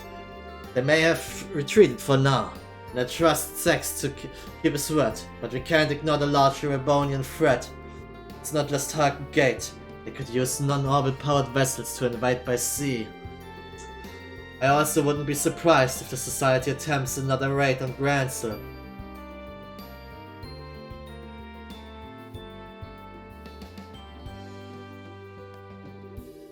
I can't leave the Royal Army with all of this going on. Yeah, I get it. I'll do my best. With Joshua, with everyone. So Dad, try not to kill yourself with work, okay? It will be a struggle, but don't worry. And Joshua, let me give this to you. Cassius handed a letter to Joshua. A letter. Call it a father's heart. It's between men, so it might be a little shocking for Estelle. Little reminder that I'm right here and still have my stuff. I'll read it when I have time, Dad. Please do. For the love of, I seriously do not get guy stuff like this. Don't be so harsh, Estelle. I'm taking some time off once this is over. I intend to spend a lot of time at home once I can. Estelle, make sure we can all share some omelette rice then, alright? Yeah, you bet.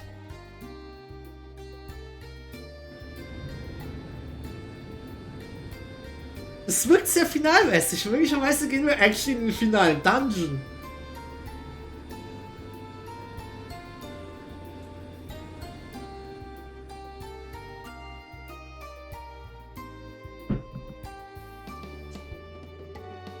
Fucking hell.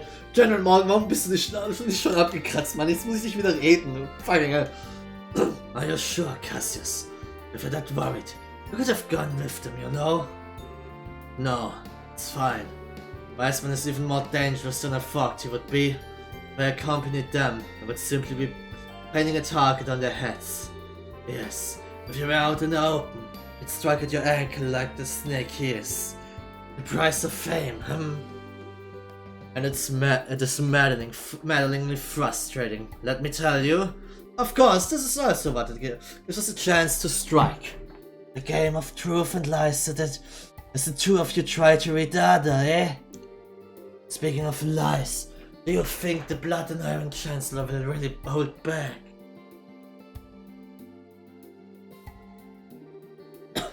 As powerful as he is, can't gainsay an oath from Prince Olivert easily. As long as we don't give them any more of an opening, I think we'll be safe. I hope so. Everything rests on the team on aboard their sail then. Yes. Lena, and great benevolent idols of the sky, shine down where your children must walk. Please, beneath this enormous sky, they might find the path they seek. Oh boy! Chapter 1, Land of Chaos, ey! Es war doch nicht mal das finale Chapter! Es war immer noch nicht das finale Chapter! Das kann doch nicht sein! Das kann doch nicht sein! Wir sind seit 3 Chaptern gefühlt im finalen Chapter! What the fuck? Safe.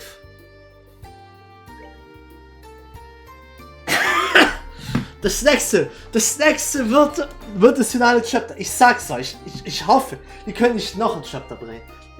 Ich hoffe, wir kriegen es noch bis Ende Februar. God for fuck's sake.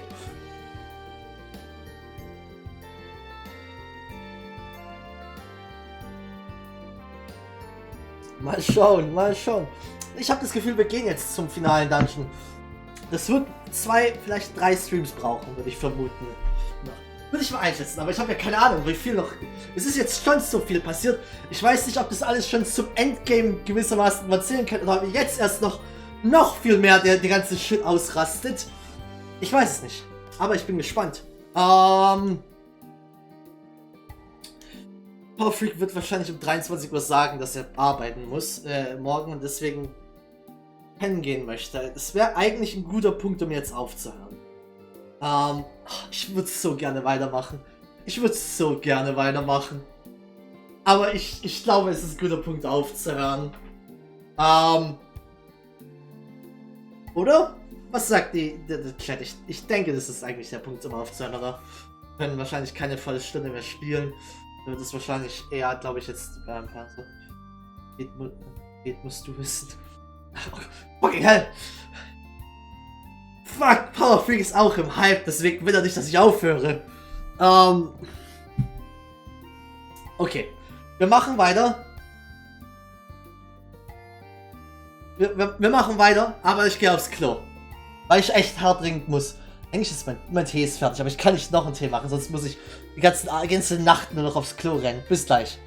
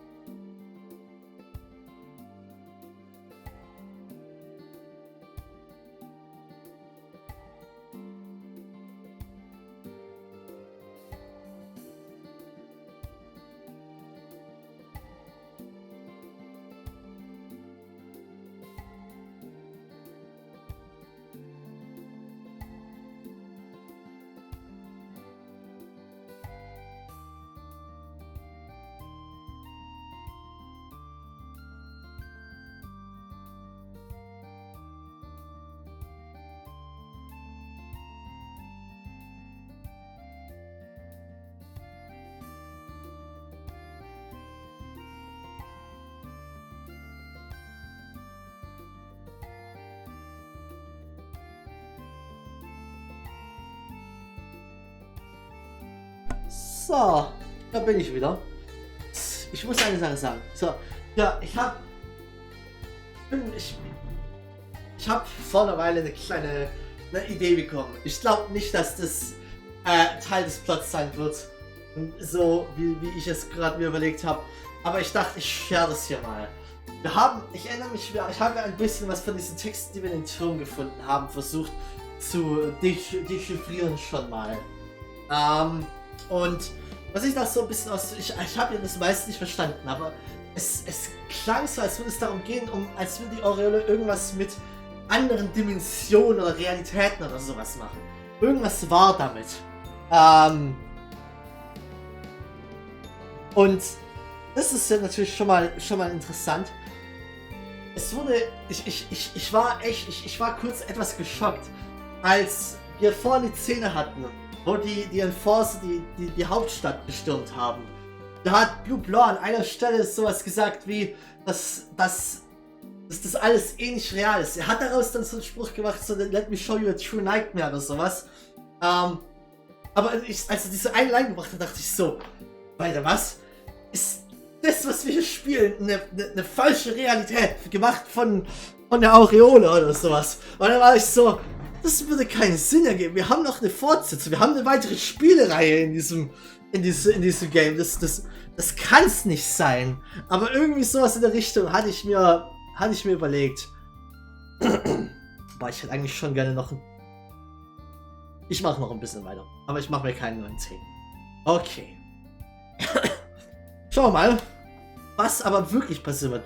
Weil von dem, was ich gehört habe, ist, hier, Legend of Heroes Spiele haben absolut mindfucky und durchgeknallte Plot-Twists am Ende. Okay. Gehen wir noch ein bisschen weiter.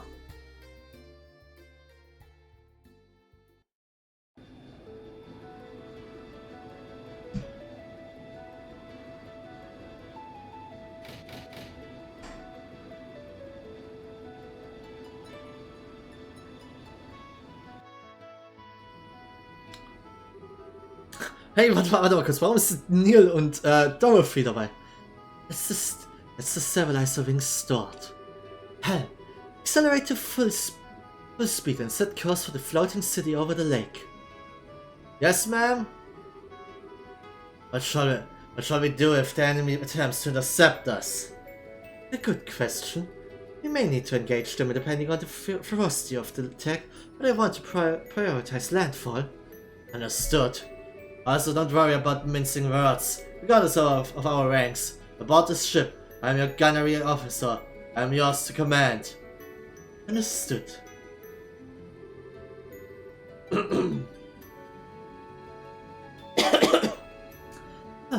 know Miller could man an orbital ship gun. Ah, Olivier ist in seiner alten Form wieder. He trained in the Imperial Army's most advanced armored division. Despite his burly, sword-swinging appearance, he is quite capable as a gunner. I'm sorry my appearance doesn't match my skills.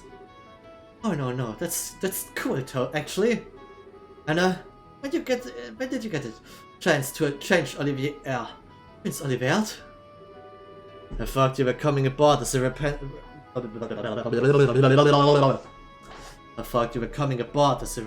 representative of the Empire.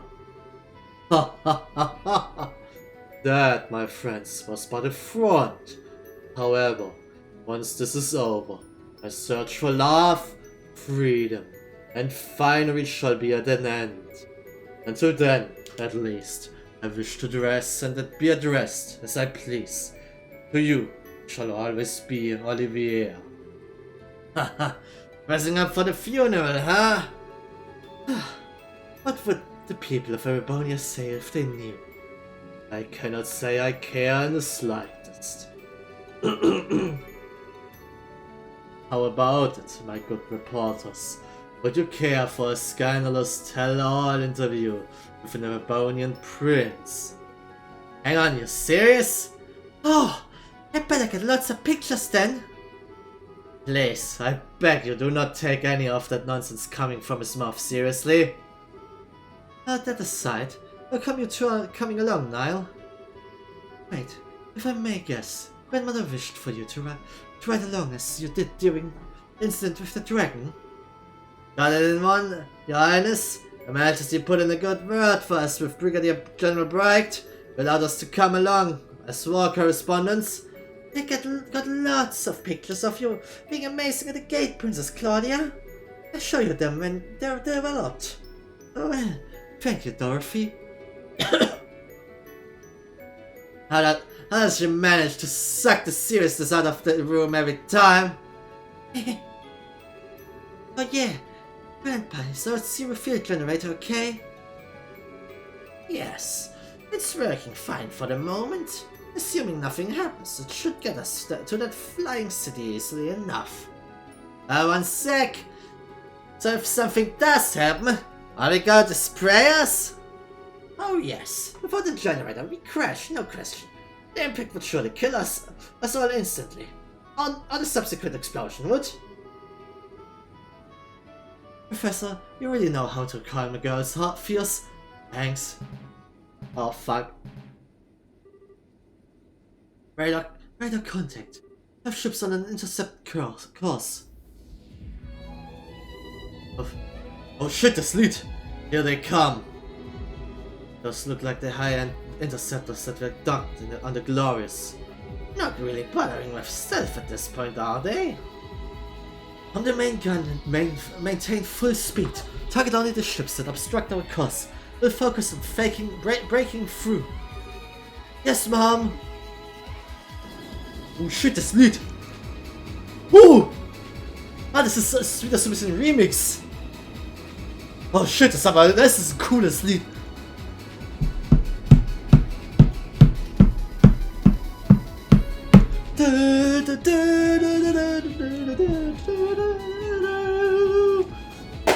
Oh shit, Mann! Das ist schon ziemlich heim.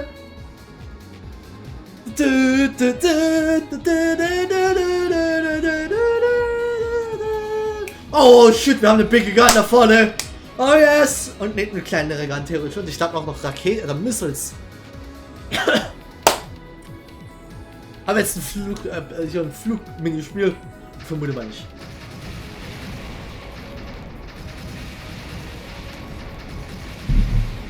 Weil sie mir da erzählen müssen, das ist mutig. Uff. One-shotzen wir dir.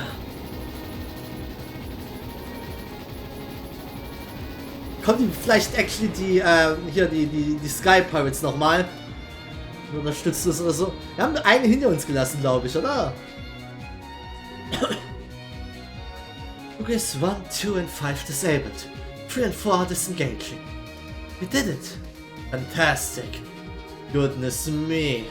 So this is what the future of aerial warfare looks like. The main gun is incredible. It has quite a bit of power, virtually no recoil, even for an orbital weapon. It's fantastically accurate. Of course it is. To be honest, I would have liked to mount some point defense guns with radar tracking as well, but, well, one project at a time, I suppose.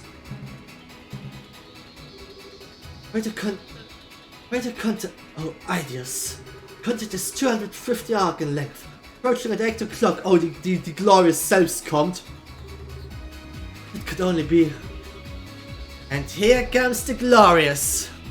Joshua, do you know anything about the performance or armaments of that thing?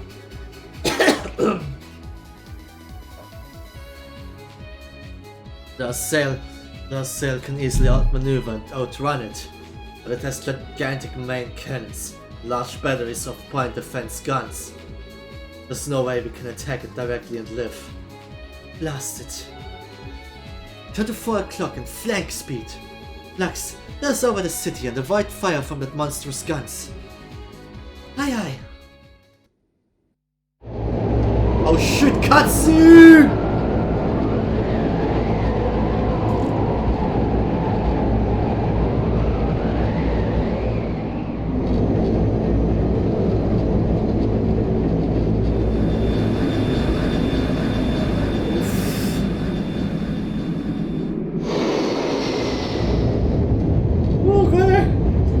werden von dem fetten Pfeil ein bisschen verfolgt.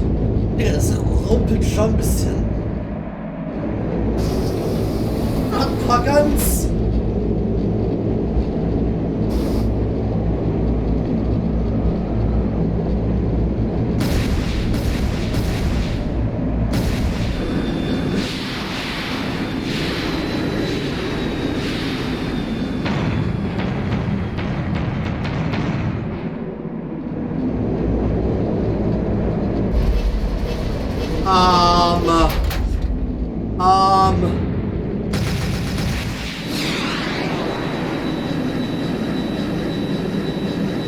Was? Okay. Wir machen jetzt ein Ace Combat Game da draus.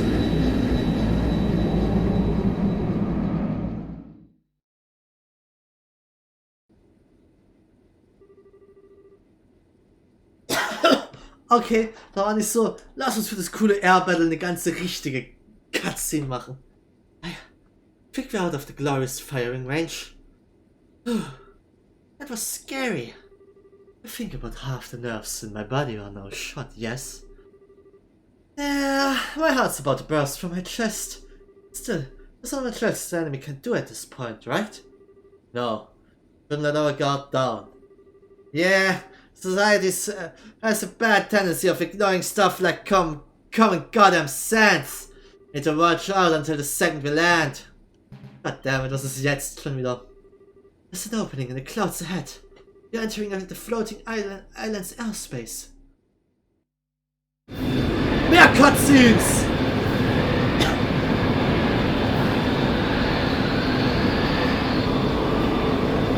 Wir landen auf Skype hier. Oder Laputa oder wie auch immer die ganzen fliegenden Inseln gefallen, oder? Okay, nee. Das sah aus, als würde fast eine ganze Stadt drauf. What the fuck, die ist das riesig! Also ich meine, man muss das... Das Lied ist ziemlich cool.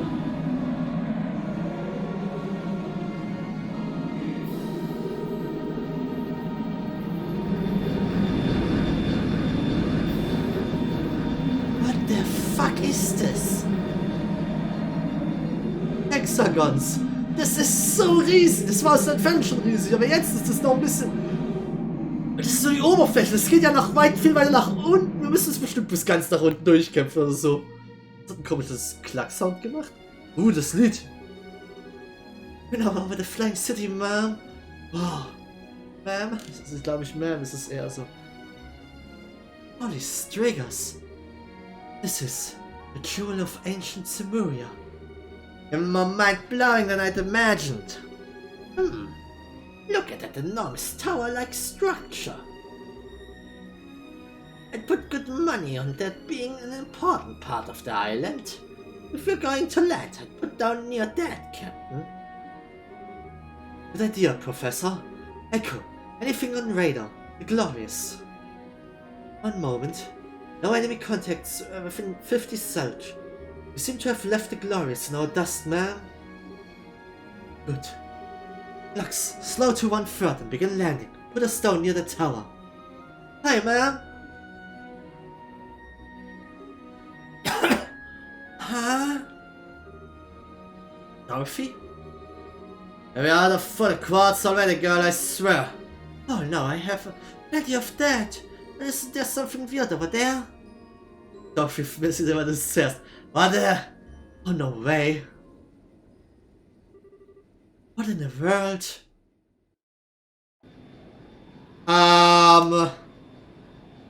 Das ist Löwe auf einem fucking Gundam.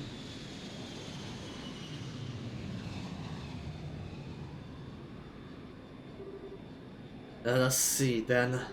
What will you do when your wings of hope are ripped from your back? Oh shit.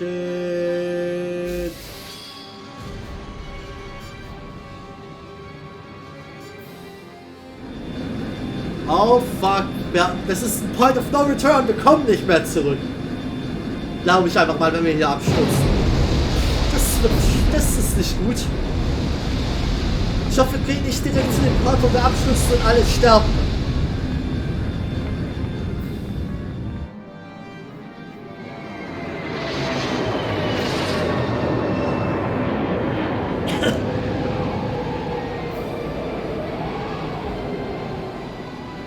meine, wir wollten eh landen. Wir machen es jetzt einfach nur ein bisschen schneller. Woanders, wo wir wollten, aber... Haben wir es überlebt? Ich bin das so geklackt. Das ist geklappt. Finale. Trails in the Sky. Wir haben es erreicht, Leute. Wir sind im finalen Chapter. Wir haben es finally erreicht. Nach 100, fast 10 Spielstunden. Ja, schwungvoll. Hell. Es. Le. Egg.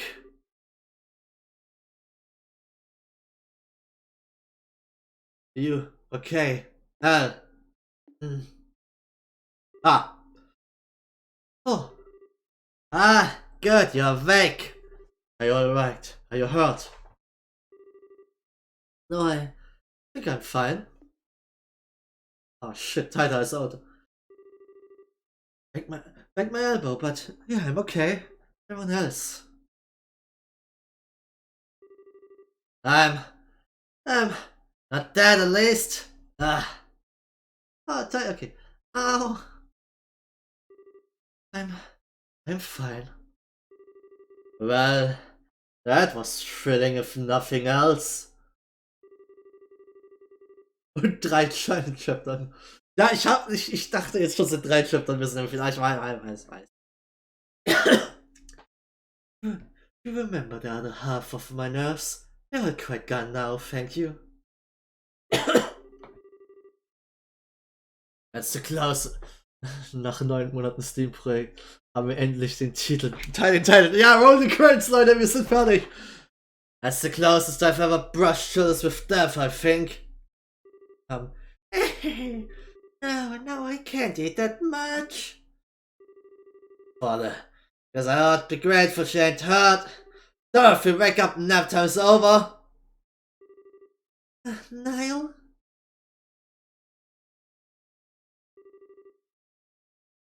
Giovanna, how about you? As well as can be expected. Nothing seems broken over here. I'm unhurt, ma'am. I think I'm okay.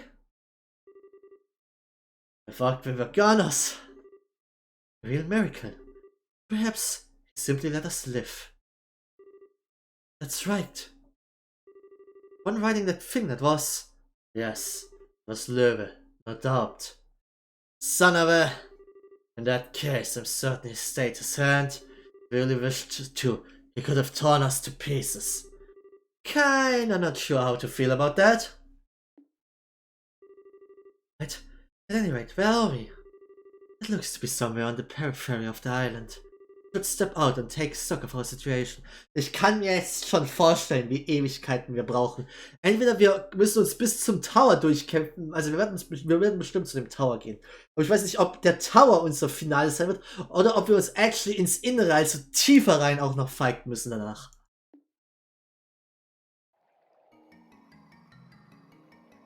Uff. Lieber Ark. Das war knapp. Oh wow. It's really pretty. Wow. So many pictures! Dorothy, don't blow all your photo quads in 5 minutes, alright?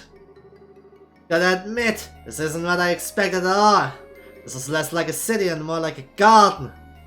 Nach meinem Verständnis sollte der Bereich ziemlich groß sein. Sollte schon 3 Streams brauchen. Ja, ich vermute schon. I wonder. Perhaps this is like the city parks in certain large cities. It does sort of feel that way looking at it. I've never heard of a city park so huge that you can't see the end of it in any direction. The scale of it does overwhelm. Hey, Seek! Seek!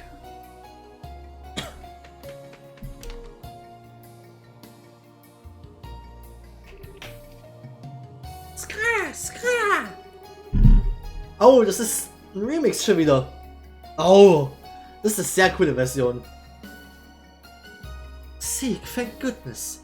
was afraid you'd been hurt or got lost. Natürlich, vielleicht ist es auch ein anderes Lied, das aber dasselbe Motiv wie das ich denke, benutzt. Aber ich glaube, es zählt es. Wenn du noch das zweite Wort sagst, dann natürlich so. Jedes Mal denke ich mir es auch so. Es ist gefährlich. Es ist in dem deutschen Blut. Es ist schwierig. Ah, don't worry. We're all fine too.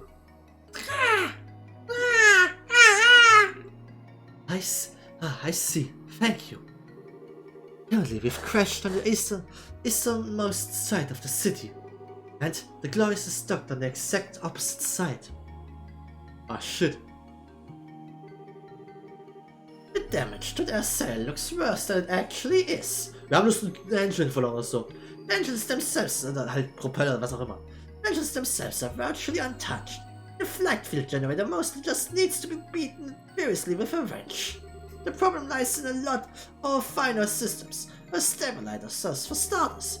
Ironically, we can blow forward just fine, but hurrying steadily would be an issue as things stand.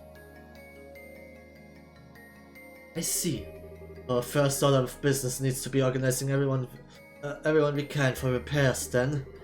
I may be an outsider here, but I'll help in any way you require. Thank you, Vandal.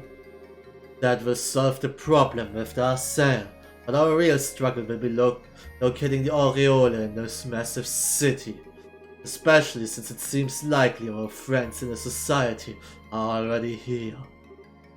Yes, if they claim the aureole, who knows what they may do with it. Given everything they've done until now, you have to imagine it would be nothing good for anyone else. We need to get out here, there, and find a way to stop them. No complaints on that idea here. Should get moving right away. Trying to run off in the middle in multiple small groups would just be chaos, though. I think it would be wisest to use a single exploration team. Klassiker. Wir müssen ja irgendwie erklären, warum wir nur 4 Leute at der Party haben dürfen. Yeah, I agree. The first thing we gotta find is some kind of powered means of getting around the city. Trying to walk would take forever. What is it, Joshua? It's nothing, really. Anyway, the exploration team is going to need backup. Ideally, we should have people ready to swap in and out as soon as the team returns to their sail. A good idea. I'd like to join in myself, but right now I need to oversee their sail's repairs. Let's go ahead and decide who's leaving first.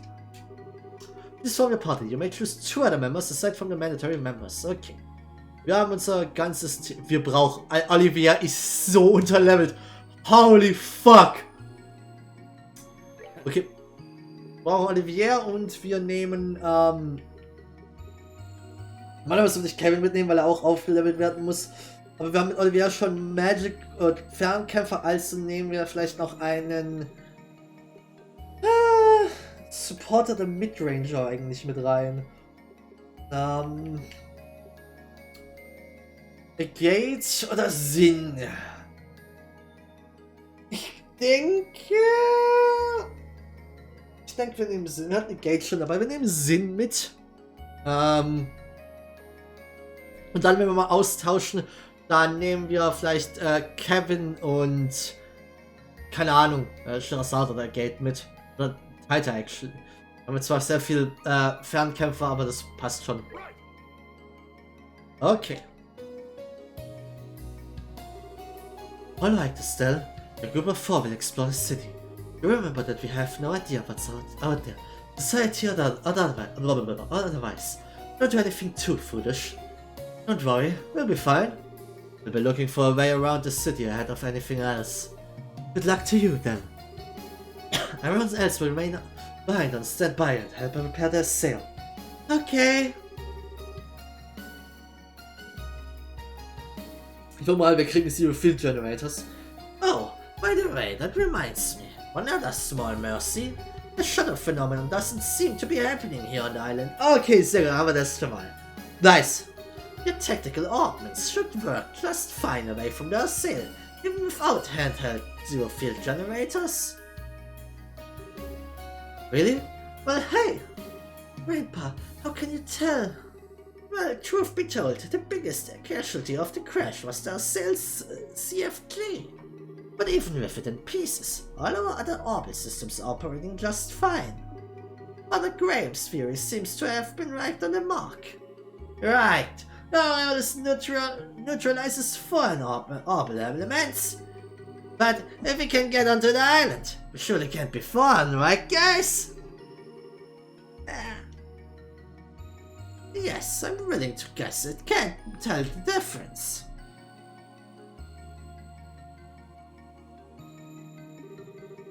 Yeah, talk about small mercies.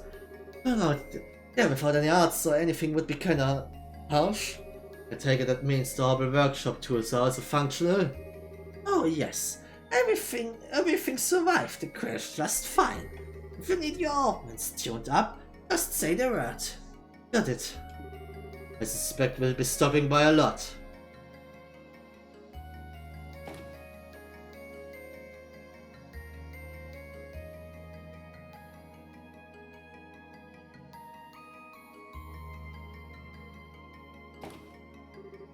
Okay then, is everyone ready to take a look around outside the ship?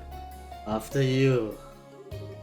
Sorry Estelle, I actually need to prepare something from the ship's storeroom. Something to help if I need to sneak around again. So I'll ask you to wait a bit. Oh, sure. You want some help? Speed things up a little? No, it's sort of a one-person job. I don't think it will take more than 30 minutes or so. Could you wait in the lounge until then? Well, okay. We'll be waiting. Okay. Oh man, you are... ja, das ist bestimmt Kevin. My man, du... Ich liebe es, wie Kevin so casually redet. My man, you're a dude of many talents, but lying ain't one of them. I'm sorry, lying to her isn't... I think the one you should apologize to eventually is Estelle. Anyway, you're sure? If I'm right, this could backfire and mess you up. Like, badly. Yes, I've made my decision. Kevin. Father Kevin. Please. You're the only one who can help. Alright. Don't need to lay it on that thick. Come on. That little lie ain't gonna buy us much time. Let's get to the medical bay. What the fuck machen die?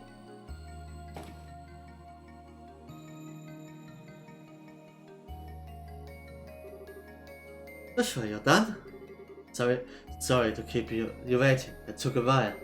Don't mind, but sure, you're okay. You look tired unless I'm crazy. Some of it took a lot of concentration. Don't worry, I'm fine. Well, if you say so, let's get going then. Okay. Schauen wir uns doch mal um.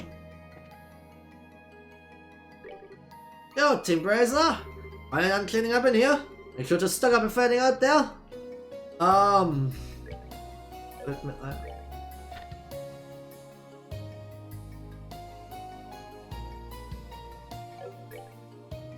Nirvana Tea Basket.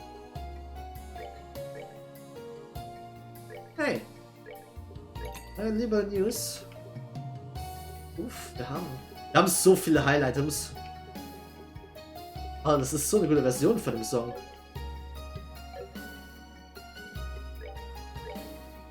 Aha.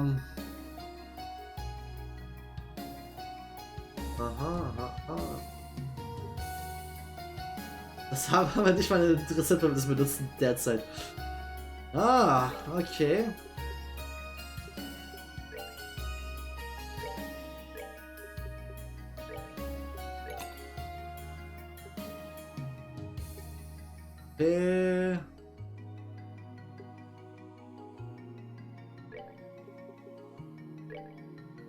Das ist ein bisschen viel.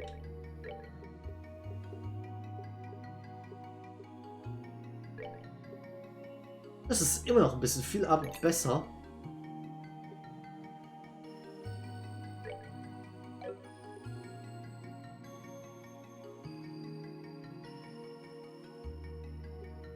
Ich will alles für den Nirvana hier haben.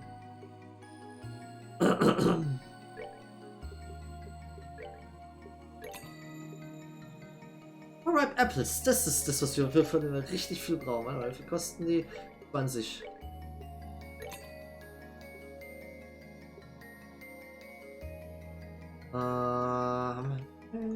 Ja, no. Keine Vanity, nein, keine Vanity. Keine Vanity. Nope. No Vanity, nope. No. Da eine Vanity, dafür brauchen wir auch noch.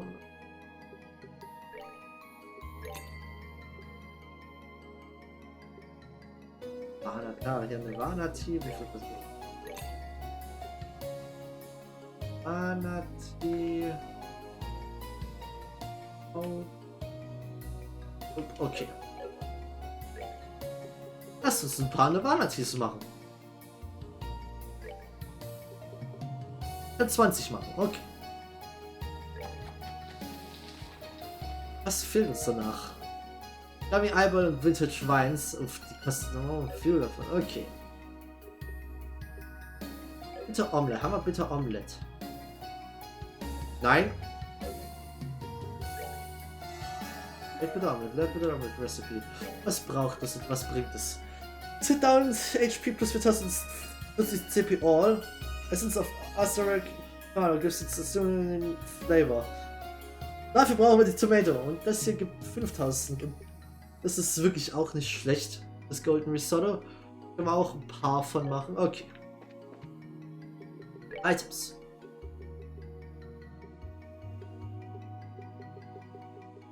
Wir haben schon 10? Ich wusste schon. Waren wir schon 10? For fuck's sake. Wir haben sogar. Wo haben wir das kaufen können? Ich habe überall geschaut. Die hatten das nie im Laden. Wir haben bestimmt die Grand Slaw auch gewählt. Fucking hell. Signal Siege Crimson Soldiers invade. Up to date info on the fighting inside. Fighting in the capital. Yesterday at noon in the capital already crippled by an awful blackout. Fighting broke out as Crimson Soldiers plowed through army lines and began pouring the Grand Slaw via airships. Mysteriously able to use their own ordnance despite all other remaining inoperative, the invaders easily pushed on towards the castle. It seemed almost certain the royal keep would fall. Unexpected reinforcements appear. As the Sphinx seemed hopeless, an unexpected ally took to the field of battle in the shape of the former Intelligence Division's Special Ops. The same unit that had been dismantled for their treasonous actions used the chaos of the attack on the capital not to escape, but to defend their homeland against the Crimson invaders. With the arrival of the newest players, the tide turned and the Royal Army was able to counterattack. Between the combined might of the Royal Army, the Intelligence Division's Combat Specialist Unit, and Racers rejoined the fray. The enemy was forced into retreat and the threat averted. Das ist nach diesen zu suchen. Manchmal haben es nicht nennenswerte Princesses in irgendwelchen Restaurants sitzen. Ja, aber theoretisch, die News waren ja eigentlich immer zu kaufen. Aber die anderen, also die Game Track Volumes habe ich ja theoretisch auch nicht alle.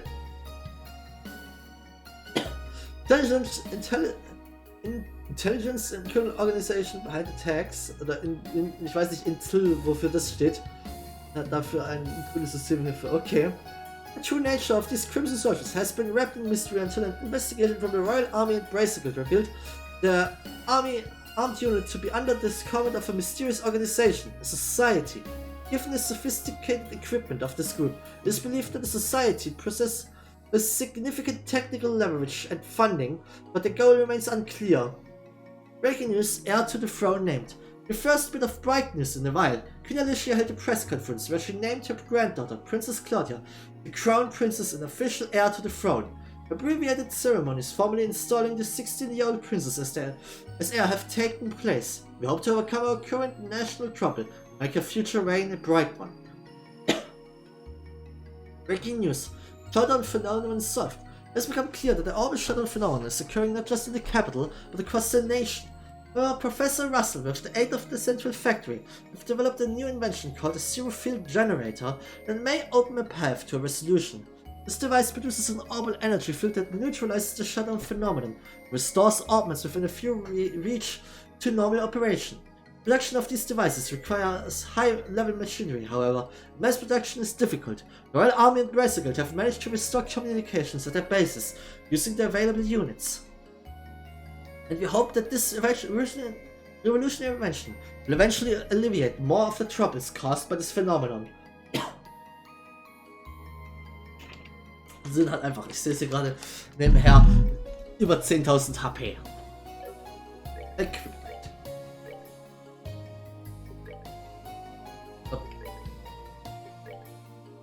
Long Barrel 2 und ein Buzzer.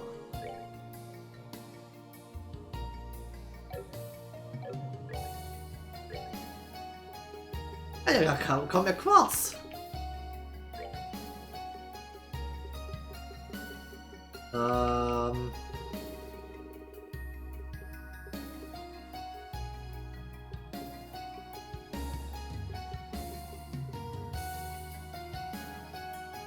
Okay, gib mir den mal mein 4. Wir müssten noch ein besseres Evade haben, oder? Ah, ne, wir haben es nicht. Ja, kann man kein besseres. Ja, man hat Attack und Defense. Es macht so keinen Sinn, dass die das beides ausgerüstet sind. Wobei overall sie dadurch ein gewissermaßen 4% Attack und Death rauskriegen, aber das ist halt beides doof. Anstelle dessen packen wir ein HP 4 hier rein. Wollen wir Defense oder wollen wir HP auf ihn haben? Machen wir Attack rein. Ja, noch bestimmt ein Hit 4 noch rumliegen. Sollen wir nicht so oft benutzen, wir nicht so oft. Ja, Hit 4. EP 4. Move braucht der eigentlich nicht. Der soll eh hinten stehen. Wir könnten den EP-Cut ihm geben. Oder ein Cast.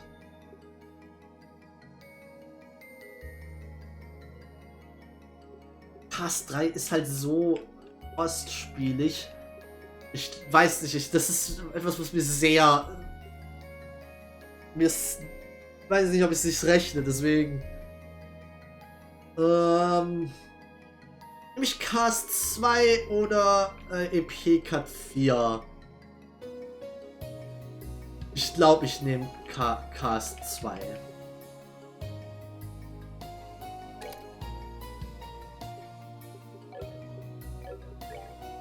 Ah, Defense 4.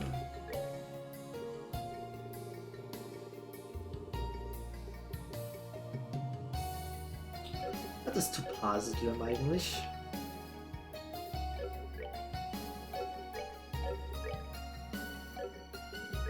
Keiner von uns.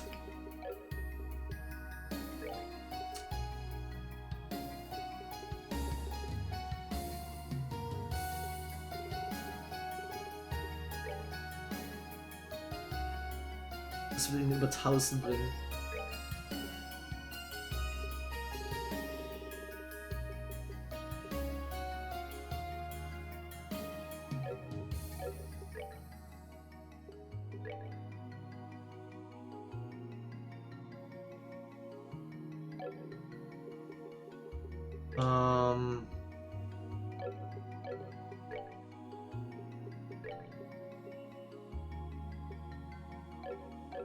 Ich überlege gerade, ob ich das Defense Jump von ihm runternehmen soll, dann einfach ihm einen Attack Jump geben könnte.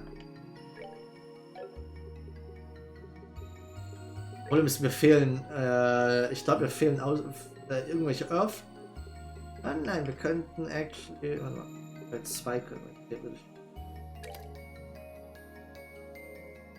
aber ich kann nicht. Ich kann aus dem Defense 4 nichts hier reinpacken. Ich muss einen Defense Jam actually auf ihn spielen, weil ich glaube, es gibt sonst keine. Es gibt sonst eigentlich keine, kein Earth Quartz. Und dann entweder kann ich keins spielen oder ich spiele halt Defense hier drin. Ich muss literally Defense auf ihn spielen.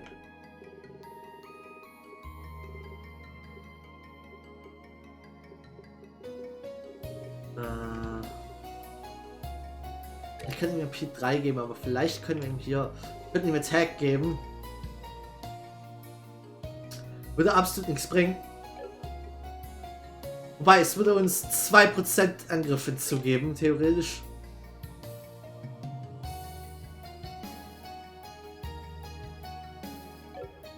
Das ist nicht vieles. Wir hätten dann... Wir würden actually guten Angriff zu bekommen und nur relativ wenig Defensive verlieren. Es wird sich vielleicht sogar actually mehr lohnen. Ja, komm. Macht ein bisschen mehr Damage. Zumindest. Müssen wir ihn halt so spielen. Und er ist halt ein Magic Tank hier. Okay.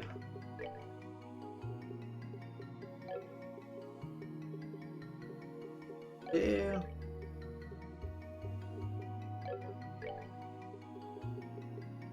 Ja, Joshua ist halt ein bisschen squishy, weil er das hier hat, was seine Verteidigung dann doch ein bisschen runterzieht.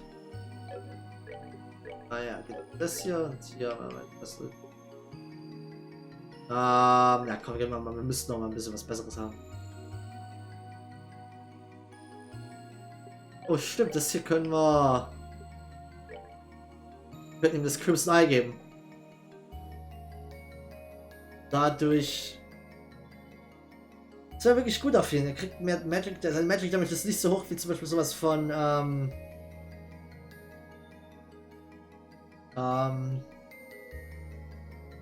Das würde theoretisch dazu führen. Es ist nicht so hoch wie Salz zum Beispiel, glaube ich. Oder Kevin. Ich könnte es Kevin geben. Ich glaube, Kevin ist mehr ein Arts-User als Olivier, actually.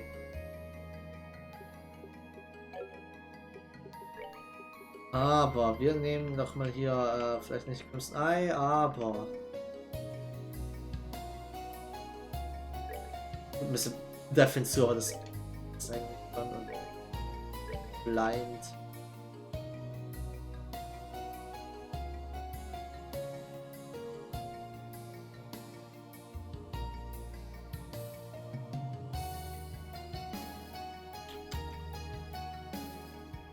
Denke, ich gebe jetzt Petrify, weil das ist, glaube ich, das, was am schlimmsten für Sinn wäre für so einen Tank. Petrify würde ihn einfach killen ohne irgendwas.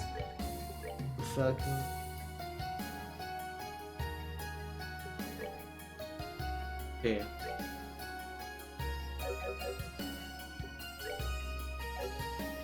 Okay, was haben wir noch so? Ich frage mich, was die da vorbereitet haben für Joshua. Er hat irgendwas aus dem Medical Ward geholt und es ging irgendwie, meinte er, dass er sich damit irgendwie selbst verletzen könne. Irgendwas für so eine Powerdroge oder so? Was ist es? Wir können aufhören, Joshua abzufangen. Another feather. A chance to actually look around. This place is blown my goddamn mind. Maybe a bit late. This is making me remember all those old stories about the Septarian Seven Treasure things. Great sources of power bestowed on man by Audienz herself, huh? Something here makes you think it ain't all a fairy tale. So, could you leave me alone for a bit? I'm feeling a little shaky thanks to you now. Some sense blowing up under my feet. Okay. Lass mich raten, Dorothy ist davon nicht mein Wunsch. Wow, it's so pretty here. The hair's clean and fresh too. I'd love to live here. Oh, but wait, there's no factory nearby. So I couldn't get any more photo quartz. That really would be a problem. Landscape around here is so pretty. I'd love to try living here. Maybe if I convince all the editors and factory people to move here with me. Never change, Dorothy. Never change. Looks like we meet again. Oh, Faye. You stayed with the sale. Yeah, I figured it. If the professor was coming out as well, I talked it over with the engineers, and we all decided to stay aboard. I'm glad we decided to at this point, let me tell you. No kidding, that's great. Really need some help in fixing up the sail after all. Yes, thank you. Having professional engineers here will make things much easier. Don't worry about it. We'll do our best to live up to your expectations. Thanks.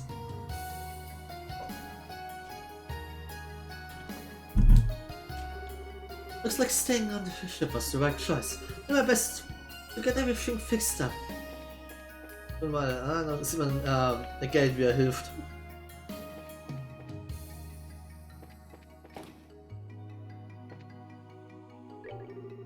Now the crew is surveying the damage we took. Once that's done, we can begin repair work. We don't know what will happen going forward. We need to be able to fly as soon as possible. Once we've taken stock of how badly we've been hurt, we intend to start repairs. We don't know what will happen going forward. We need to be able to fly. Okay. Our first order of business should be restoring internal lights and securing the hallways. Without that, we cannot move personnel through the ship efficiently. Get as much ready as we can before beginning the real repairs. Forgive me, Miss Bright, but I must ask that you watch over that moron. The truth, he would simply get in the way of repairs if we had him aboard. Or so you claim, but you really wish to be alone with Captain Schwartz, do you not? How could you allow yourself to be distracted by the allure of a woman, even though you have me? Ah, you cheat! You merely wanted me for my body, didn't you? Miller bringt ihn gleich um. My point is illustrated, I hope, Miss Bright? Yeah, completely. We'll do our best to make sure he doesn't get into too much trouble.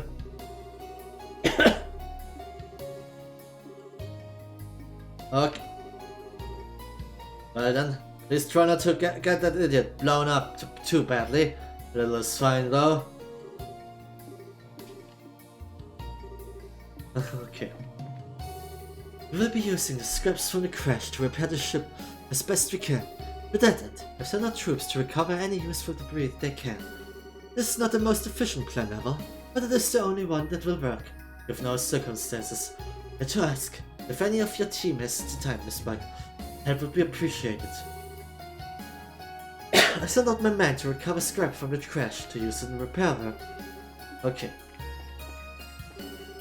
We've completed a full set of system checks now. It's as Professor Russell said, damage isn't nearly as bad as we thought. The ship's answers her helm as well as she can on the ground. The flight engines are intact. We put our noses to the grindstone. We should get this fine lady back in this air on our own. Communications equipment checks out. Everything is working normally. What makes me curious are these occasional transmissions we keep receiving. They're encrypted, so I can't tell what they're saying. I'm pretty sure they are Ouroboros transmissions. Looks like they're investigating the city too. Yeah, these are occasional transmissions we catch. Seems to be Ouroboros com chatter. Looks like they're investigating the city too.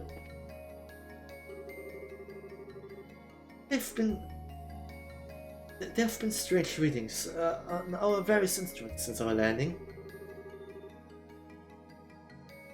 Extremely powerful orbital energy readings, completely outside of common sense. Just what is this place? Okay. Wir erkunden jetzt, glaube ich, nur noch erstmal das Airship und dann sind wir auch mal fertig. Oh, ich habe einen echt langen Stream gemacht dafür, dass mein Hals eigentlich ein bisschen kaputt ist.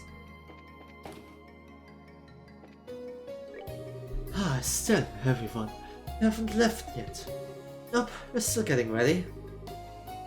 Planning to clean up the room, Shara? For now, yes. Alas, fire and all that. Unfortunately, I'm hardly able to help with fine engine repair. All I can do is stand on the sidelines. Hey, there's an idea though.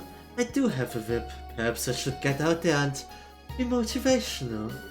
I think that's a great idea. Please be gentle at least.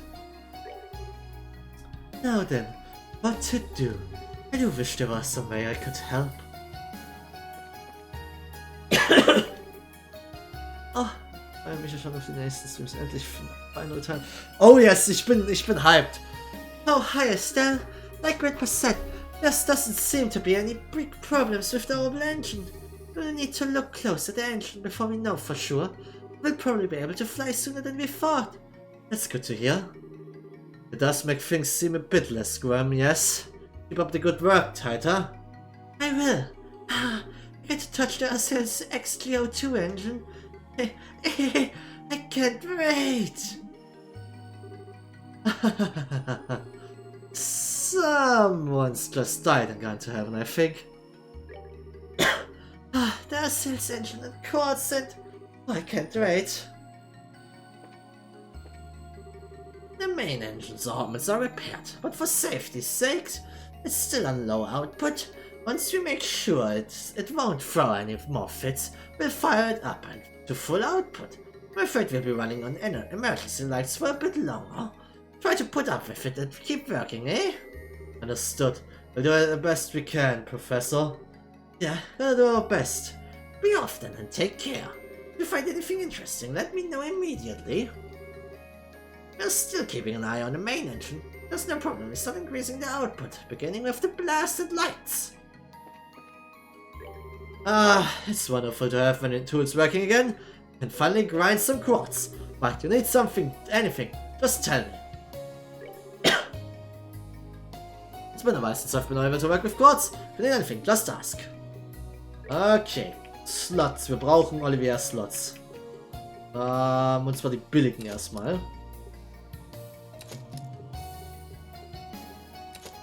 So, damit hat er jetzt nämlich ein bisschen mehr Quartz zum Arbeiten. Wir haben eigentlich gar keinen Freeze. Tag 4 ist sehr schön. 4. Wait, 4 wollten wir jetzt nehmen.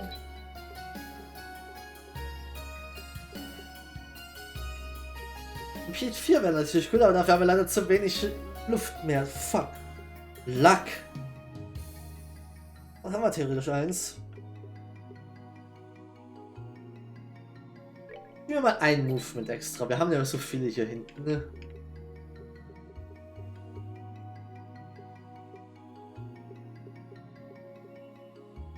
Formation können wir theoretisch craften. Wir brauchen es theoretisch nicht, aber mal zur Sicherheit. Okay. Mal schauen, wie viel hat jetzt. Ja, jetzt hat er auf jeden Fall ein bisschen mehr. Aber okay, was ist das? So, hat es das,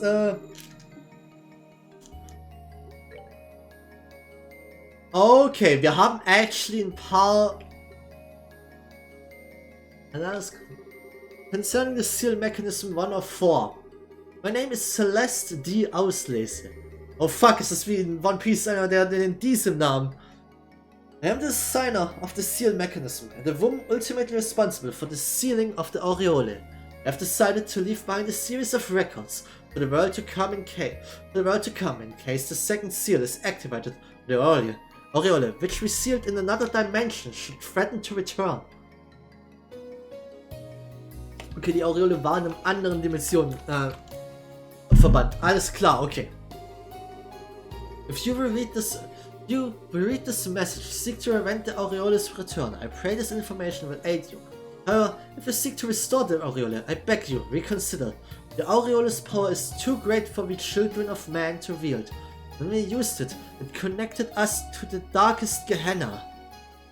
Okay. Concerning the seal mechanism 2 of 4. The purpose of the seal is to prevent any contact between the aureole and humanity, thus ensuring humanity's survival. I feel the need to clarify. The aureole itself does not wish to control or harm humanity. The disaster that visited us was our fault alone. Do not doubt the mercy of our great goddess in giving this gift to us. It is we who are unequal to such a gift. Concerning the seal mechanism 3 of 4. In truth, the construction and implementation of the seal goes directly against the will of the people and our democratic ideals. Even among our group, some believed we should try to find a way to use the aureole's power effectively. However, once it obtained autonomy, the aureole began to change our society and our lives drastically. It did not just concern itself with our physical well-being, it considered our mental well-being to be a top priority as well. Autonomy, okay. Concerning the seal mechanism 4 of 4. To write an example, the aureole facilitated the creation of virtual realities intended to induce euphoria in participants, even altered brain chemistry to achieve this. It was no different than taking a powerful euphoric stimulant and hallucinogen at the same time. Worse still, there were no side effects. No physical ones, at least. Such boons have brought humanity's very continued existence into question. The effects already begin to tell upon our citizenry. We have precious little time left to us. As a result, we few have overcome our differences. That takes the ceiling all too aware of the many difficulties we are likely to face in the process. Es bringt so gewissermaßen eine Über-Society, die im Endeffekt absolut alles zum Halt bringt. Sehr interessant, sehr, sehr, sehr interessant. Yeah, Stan, everyone! Just finished cleaning up sick bay here. Cabinets kinda spilled everything out when we made the crash landing. Anyway, I start feeling like dirt. You're just coming down here. My trade's in helping the soul end, buddy. I can fix you up. Okay.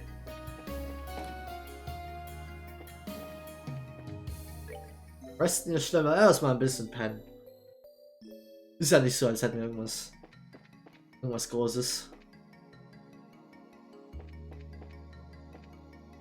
Und hier kommen wir dann raus, theoretisch. Currently, they're going to build a workers-only passage outside. Looking around to see if there's appropriate materials for its construction. Maybe I could break down a container for metal plates. Okay. Ich würde sagen, gehen wir mal zurück in den Ordnung-Raum. Das passt besser. Bevor wir rausgehen, da wird jetzt nämlich wieder eine Cutscene, was weiß ich, kommen.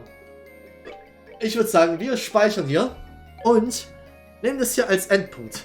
Wir haben heute einen echt langen Stream gemacht. Besonders in Anbetracht dessen, dass mein Hals eigentlich angeschlagen war und ich meinte, dass ich nur einen kürzeren Stream machen würde.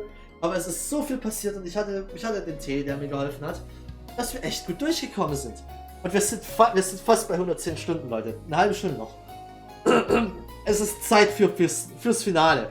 Wird zwar wahrscheinlich noch Ewigkeiten brauchen, aber ich bin hyped. Okay. Nächster Stream, wie gesagt, nicht diesen Samstag, nächsten Montag. Ja, nächste Woche Montag wird der nächste Stream sein. Uhrzeit werde ich noch bekannt geben über Discord. Wahrscheinlich so 19:30 rum, vermute ich mal. Ich freue mich darauf. Ich bin echt gespannt, wie es hier weitergeht. Und ich hoffe, ihr seid auch. Ich meine, ihr kennt das Ende theoretisch schon, aber ich meine, come on. Und ja, ich würde sagen, vielen Dank fürs Zuschauen. Ich hatte heute einen riesen Spaß. Wir sehen uns dann bei meinem nächsten Stream. Bis dahin dann. Und tschö tschö.